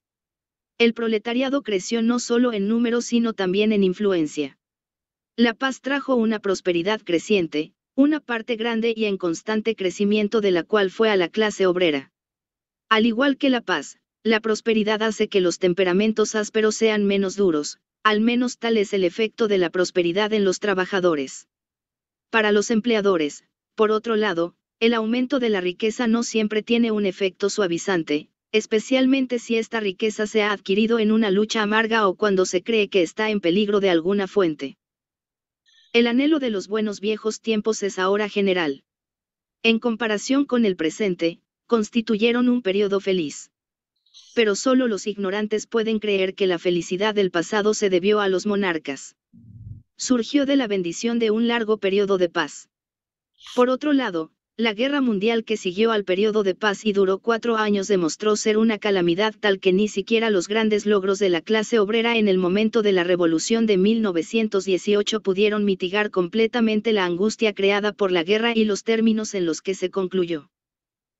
El estado de paz que duró de 1815 a 1914 debió su existencia en última instancia al creciente poder de las clases democráticas y liberales, y desde finales del siglo XIX casi exclusivamente al creciente poder de la clase obrera socialdemócrata. La guerra de 1914 y la miseria que trajo en su tren, por otro lado, fueron el resultado de la unión de las viejas clases militaristas con la burguesía que se había vuelto antidemocrática y antipacifista. El periodo de la dictadura. La tendencia a recurrir a la violencia que el capitalismo moderno había desarrollado ya en la última década anterior a la guerra mundial se vio enormemente reforzada por la lucha mundial misma. La influencia de un siglo de paz casi ininterrumpida fue destruida por los 4 años de carnicería internacional que, en extensión e intensidad, no tuvieron paralelo en la historia de la humanidad, ya que toda la población de los países beligerantes capaces de portar armas fue reclutada para el servicio. Los efectos de la devastación militar entre los vencidos se vieron aumentados por la miseria y la desesperación ocasionadas en gran medida por los tratados de paz que no habían sido dictados por la razón, sino más bien impuestos por la fuerza.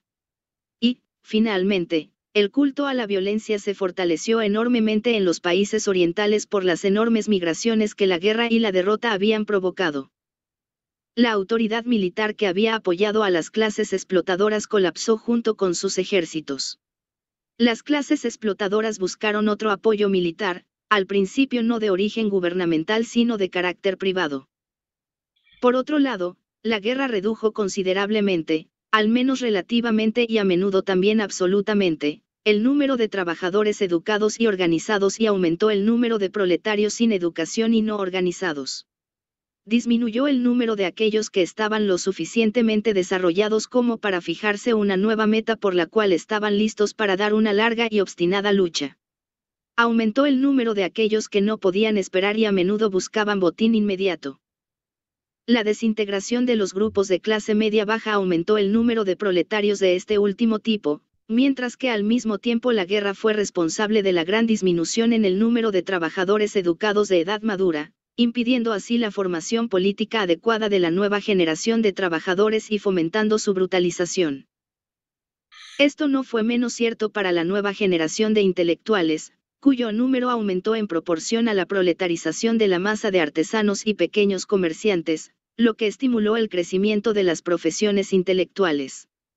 La creciente desesperanza de estos últimos hizo que los jóvenes estudiantes se volvieran rebeldes, les robaron su paz mental y celo en la continuación de sus estudios favoritos, aumentaron la tendencia, especialmente entre los menos dotados, a tratar de establecer por la fuerza un monopolio de posiciones privilegiadas y remuneradas y obligar al despido de sus competidores socialmente más débiles pero mucho más exitosos. A saber, los judíos y los extranjeros. Todos estos elementos se opusieron a ese estado de libertad e igualdad, es decir, la democracia, que surgió por primera vez en los estados europeos ubicados al este del Rin después del colapso del orden militar en esa región y cuyo campeón más fuerte fue la porción más cultivada y socialista de la clase obrera. Lo que los monopolistas entre los capitalistas y la intelectualidad querían tener en lugar de la democracia era la solución de las diferencias políticas y sociales por los métodos de guerra, en otras palabras, querían una guerra civil. La guerra civil no con el propósito de ganar y defender la libertad y la igualdad, en otras palabras, la democracia, que era el objetivo de las revoluciones anteriores que comenzaron con los ingleses en el siglo XVII y los franceses en el siglo XVIII, sino con el propósito de lograr la privación de derechos y la esclavitud de los derrotados en la lucha, en otras palabras, la opresión y la desigualdad, que bajo las condiciones prevalecientes de gobierno centralizado encontraron su forma política organizada en la dictadura. Las tendencias manifestadas por esta confusión de grupos, todos anhelantes de una dictadura y un régimen de violencia, son de naturaleza contradictoria, diferenciándose principalmente según su origen capitalista o anticapitalista. Este último, sin embargo, no debe confundirse con los objetivos socialistas. El socialismo hacia el que lucha el Partido Socialdemócrata es un modo de producción superior al capitalismo. Pero este último constituye el más alto de todos los modos de producción desarrollados hasta ahora, grandes industrias con trabajadores libres que aún no tienen autoridad sobre sus medios de producción. La propiedad colectiva y la gestión de las grandes empresas con la más plena libertad para los trabajadores es el socialismo, que es superior al capitalismo industrial. Pero este capitalismo es superior no solo a la pequeña industria del artesano gremial, sino también a la gran industria con trabajo obligatorio, así como a toda forma de economía estatal basada en el trabajo reclutado. Toda economía de este tipo debe ser rechazada a pesar del hecho de que no es capitalista. No estoy de acuerdo con Max Adler quien, argumentando contra mí, dijo una vez que para un marxista el deber de participar y simpatizar con cada movimiento contra el capitalismo es un axioma moral. Nuestro deber no es simplemente abolir el orden capitalista, sino establecer un orden superior en su lugar. Pero debemos oponernos a aquellas fuerzas que pretenden destruir el capitalismo solo para reemplazarlo con otro modo de producción bárbaro. Es por esta razón que la porción democrática de la clase obrera debe oponerse a todas las tendencias hacia una dictadura que amenaza la libertad de los trabajadores, tendencias manifestadas no solo por los capitalistas sino también por los grupos anticapitalistas. Y a la inversa, los elementos anticapitalistas que buscan su salvación en una dictadura se oponen tanto al ala democrática del proletariado como a una dictadura inspirada en el capital. Expuesta en ambos flancos, desde la derecha y desde la izquierda, la porción democrática del proletariado, después de las revoluciones que acompañaron el colapso de 1917 y 1918, ha sucumbido aquí y allá al ataque. La autoridad y el poder de la socialdemocracia llegaron con el colapso militar de los imperios centrales. Dondequiera que estuviera al timón, actuó con la misma humanidad y magnanimidad que las revoluciones de 1830, 1848, 1871, 1905 y 1917. Pero debido a la guerra y a la miopía de los vencedores, los gobiernos totalmente socialistas o semisocialistas de Alemania y otros países se enfrentaron a problemas que no podían resolverse de la noche a la mañana y cuya solución no podía traer prosperidad inmediata.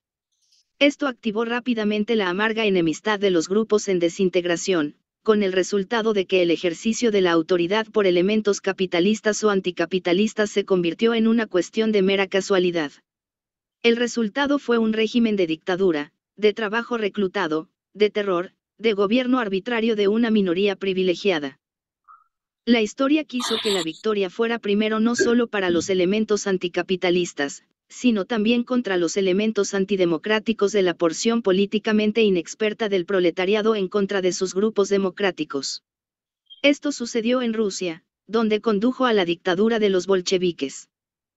Los métodos bolcheviques fueron estudiados y seguidos en todas partes con entusiasmo no solo por los comunistas, sino por capitalistas y reaccionarios dondequiera que el ala democrática del proletariado era demasiado débil para ejercer una influencia política decisiva. Esos métodos no solo fueron seguidos sino acentuados por el nacionalsocialismo. Sus seguidores desarrollaron a la perfección y aplicaron de un solo golpe todos aquellos métodos de opresión que los bolcheviques habían tardado años en llevar a buen término y que incluso Mussolini no encontró a mano. Y, sin embargo, los bolcheviques constituían un partido que había tomado parte activa en las luchas de clases de una vanguardia proletaria altamente desarrollada cuyas tradiciones continuaron ejerciendo una influencia sobre los bolcheviques durante muchos años, incluso cuando estos abrazaron abiertamente la política de dejarse llevar por las porciones atrasadas de las clases trabajadoras y los instintos más bárbaros. Y terminó estableciendo un sistema de gobierno mantenido enteramente por una policía política todopoderosa. Sin embargo, han seguido siendo un partido que lucha hacia un orden superior de la sociedad. Mussolini también había servido su aprendizaje en el Partido Socialdemócrata. Pero los líderes de las pandillas marrones solo tienen un ideal puramente personal, que puede expresarse así: váyanse, para que pueda conseguir su lugar.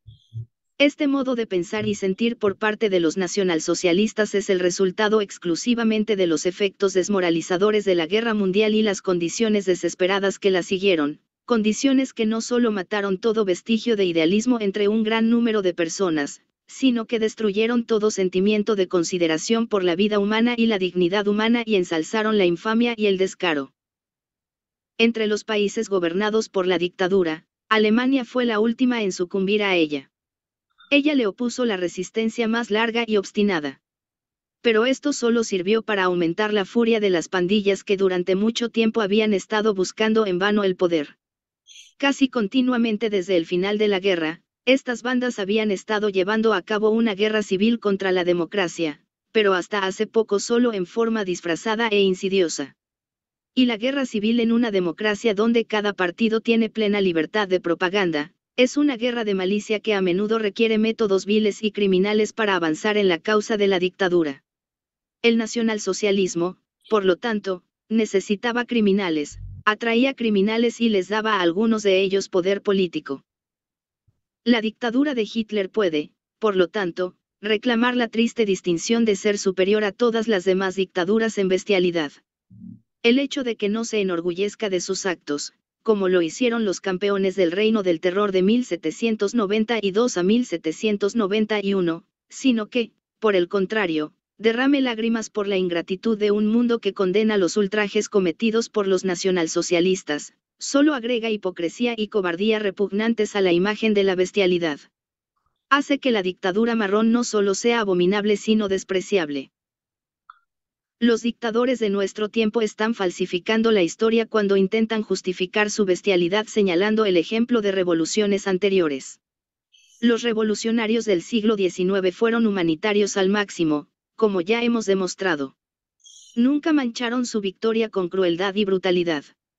Pero incluso el Reino del Terror de 1792 a 1794 instituido por la Revolución Francesa no puede ser citado con justicia como una excusa por los nacionalsocialistas. En primer lugar, no se llevó a cabo en tiempos de paz, sino en medio de una guerra en la que los ejércitos enemigos habían penetrado en el corazón del país y fueron asistidos por numerosos partidarios reaccionarios dentro del país. Incluso entonces, el terror en tiempo de guerra era menos cruel que las actuales políticas de paz de los nacionalsocialistas en Alemania. La sangrienta insurrección de septiembre de 1792, las llamadas masacres de septiembre, se acerca más a las furias actuales de las hordas marrones. En ese momento, cuando el enemigo extranjero parecía estar parado a las puertas de París, amenazando con destruirlo y masacrar a su población, una parte de esta última se levantó en armas. Las cárceles estaban llenas de personas acusadas de ser agentes del enemigo. Los tribunales de justicia se tomaron su tiempo para investigar los cargos. Frenéticos de miedo y furia, pequeños burgueses y obreros, víctimas de la peor psicosis de guerra, se reunieron en turbas, irrumpieron en las cárceles y tomaron la justicia en sus propias manos. No se cometieron unos pocos actos espantosos de venganza ante los que ahora nos estremecemos. Pero esos fueron eventos de carácter pasajero, duraron solo 100 horas, del 2 al 7 de septiembre. Los propios revolucionarios, tanto los jacobinos como los girondinos, estaban muy molestos por esta manifestación de furia popular.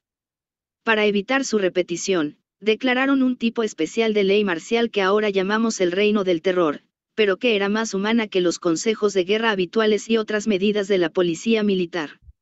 Solo nos parecen terribles cuando las comparamos con las instituciones de tiempos de paz, pero no con las medidas afines a las que se recurrió en tiempo de una guerra desesperada. Todo régimen militar es abominable, pero el de la Revolución Francesa de hace casi 150 años fue mucho más humano que el actual régimen civil de Hitler. Es cierto que todo aquel que era considerado un agente del enemigo, un derrotista o un explotador especulador del pueblo fue arrestado. Es cierto que todos los culpables de los tribunales fueron ejecutados y que la creciente psicosis de guerra finalmente condujo a espantosas ejecuciones masivas, pero al menos las personas que fueron encarceladas o condenadas no fueron torturadas. Los combatientes en las guerras revolucionarias y civiles a menudo actuaron como animales sedientos de sangre, pero al menos no se deshonraron a sí mismos por el maltrato y la humillación de sus oponentes. Un verdadero reino de terror a nivel mental que permite el uso de la astucia maliciosa como método político en tiempo de paz ha sido introducido en la historia mundial solo por los héroes de los camisas pardes. No soy tan ingenuo como para esperar que esta declaración de hechos cause alguna impresión en estos héroes.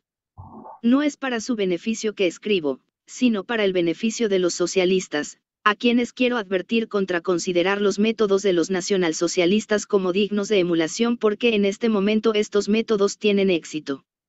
Algunos socialistas lamentan el hecho de que no usamos la fuerza en los días de noviembre de 1918 y creen que si lo hubiéramos hecho, ahora habríamos estado en la silla de montar y nuestros enemigos destruidos.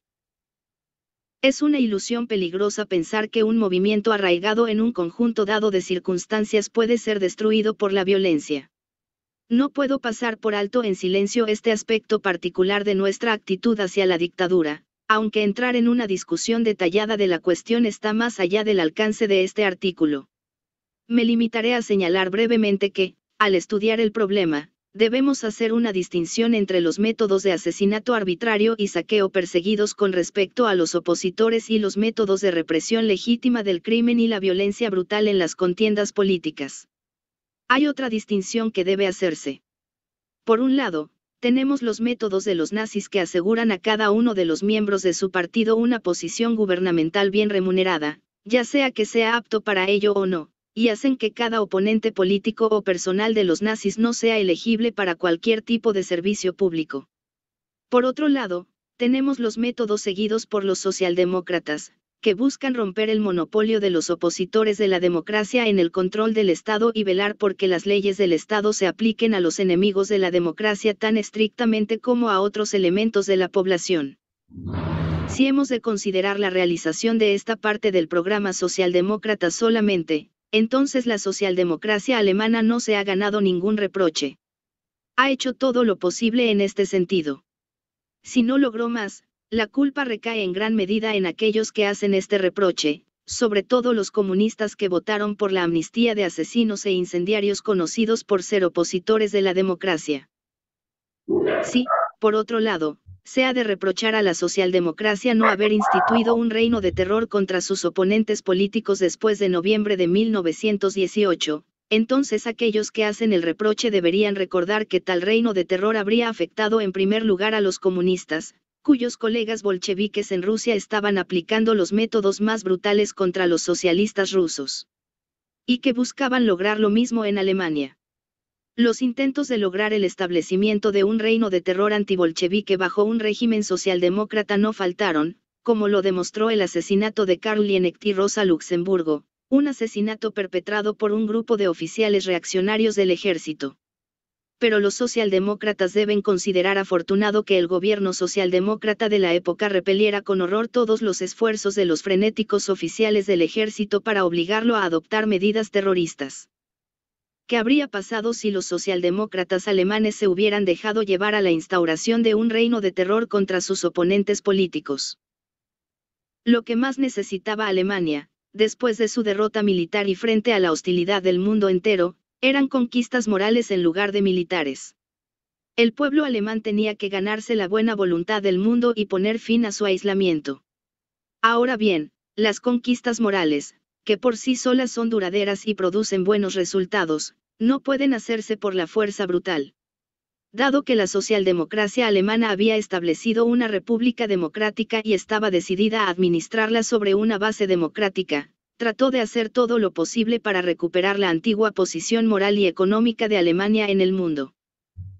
Si los socialdemócratas alemanes hubieran establecido un sistema de terror en 1918 y 1919, habría significado el aislamiento de Alemania y el estancamiento de su vida económica, como ahora provocada por Hitler, hace 15 años en las condiciones más desfavorables que prevalecían en un país que había sido desangrado. La espantosa culpa que recae sobre los camisas marrones ahora habría sido colocada sobre los socialdemócratas alemanes entonces, y con una vehemencia 10 veces más fuerte. Habría arrojado al pueblo alemán y sobre todo a su proletariado a un abismo de miseria e inmundicia y habría destruido moralmente al Partido Socialdemócrata. Haber pagado por la efímera ilusión de la autoridad absoluta, basada en la sangre y el asesinato, con el precio de un final tan espantoso habría sido demasiado. De modo que ahora, cuando a pesar de toda nuestra oposición a los nacionalsocialistas se les ha dado el poder de poner a su partido y a su gobierno en tal posición de autoridad, no debemos envidiarlos y menos aún tomarlos como nuestro modelo. El Tercer Reich solo puede terminar en una condición de decadencia general. Precisamente qué forma asumirá este fin y cómo terminarán las dictaduras en general no se puede discernir en el momento actual. En un periodo de continuo desarrollo económico, como el representado por el capitalismo, y especialmente en un periodo de constantes disturbios e inseguridad, como la guerra que trajo en su tren, la dictadura no puede mantenerse indefinidamente y debe terminar en catástrofe. La elección de los métodos y las armas que utilizarán los campeones de la democracia no dependerá de nuestros deseos, sino que estará determinada por las condiciones políticas y sociales. Y especialmente por los métodos y armas del enemigo. En este momento no podemos tener una idea clara de cuáles pueden ser esas condiciones. Sin embargo, es posible considerar ahora qué métodos políticos y económicos seguiremos después de que la dictadura haya sido derrocada. Porque estos métodos están estrechamente ligados con el objetivo final que ya nos hemos fijado ahora y por cuyo logro ya estamos luchando hoy. Y a la inversa, los métodos que planeamos seguir cuando salgamos victoriosos se reflejarán en nuestra concepción de los objetivos que podemos proponernos alcanzar en el presente. El fin y los medios están en alto grado condicionados el uno por el otro. El que piensa que la paz duradera puede lograrse por medio de la guerra, la última guerra, está equivocado. Igualmente equivocados están aquellos que imaginan que la clase obrera puede tener asegurada la prosperidad y la libertad organizando la vida económica sobre una base militarista. No menos erróneo es luchar por una dictadura con el propósito de aplastar al enemigo y establecer al proletariado en una posición privilegiada en el Estado y la sociedad, mientras se reduce al resto de la población a la posición de parias como un medio para establecer en última instancia la igualdad socialista para todos. Pero lo más objetable de todo sería intentar construir un régimen de humanidad sobre la base de la brutalidad, viendo que sin el primero no puede existir una verdadera comunidad socialista. Para esta comunidad debe representar la realización de la consigna de la Revolución Francesa, que era, libertad, igualdad, fraternidad. Los dictadores pueden torturarnos o matarnos, pero no lograrán desmoralizar el alma de nuestro movimiento, llevarlo a un estado en el que, en aras de salvar su vida, esté dispuesto a renunciar a su ideal. Nuestra causa vencerá a pesar de todo, porque tanto en la vida económica como en la política la capacidad más elevada de lograr y hacer avanzar las cosas pertenece a las comunidades y organizaciones de hombres libres que trabajan en libre cooperación. Estas comunidades libres superarán con creces a todo cuerpo colectivo, a toda organización que se basa en la compulsión y que solo puede mantenerse por la fuerza bruta, y, en última instancia, las comunidades basadas en la opresión perecerán.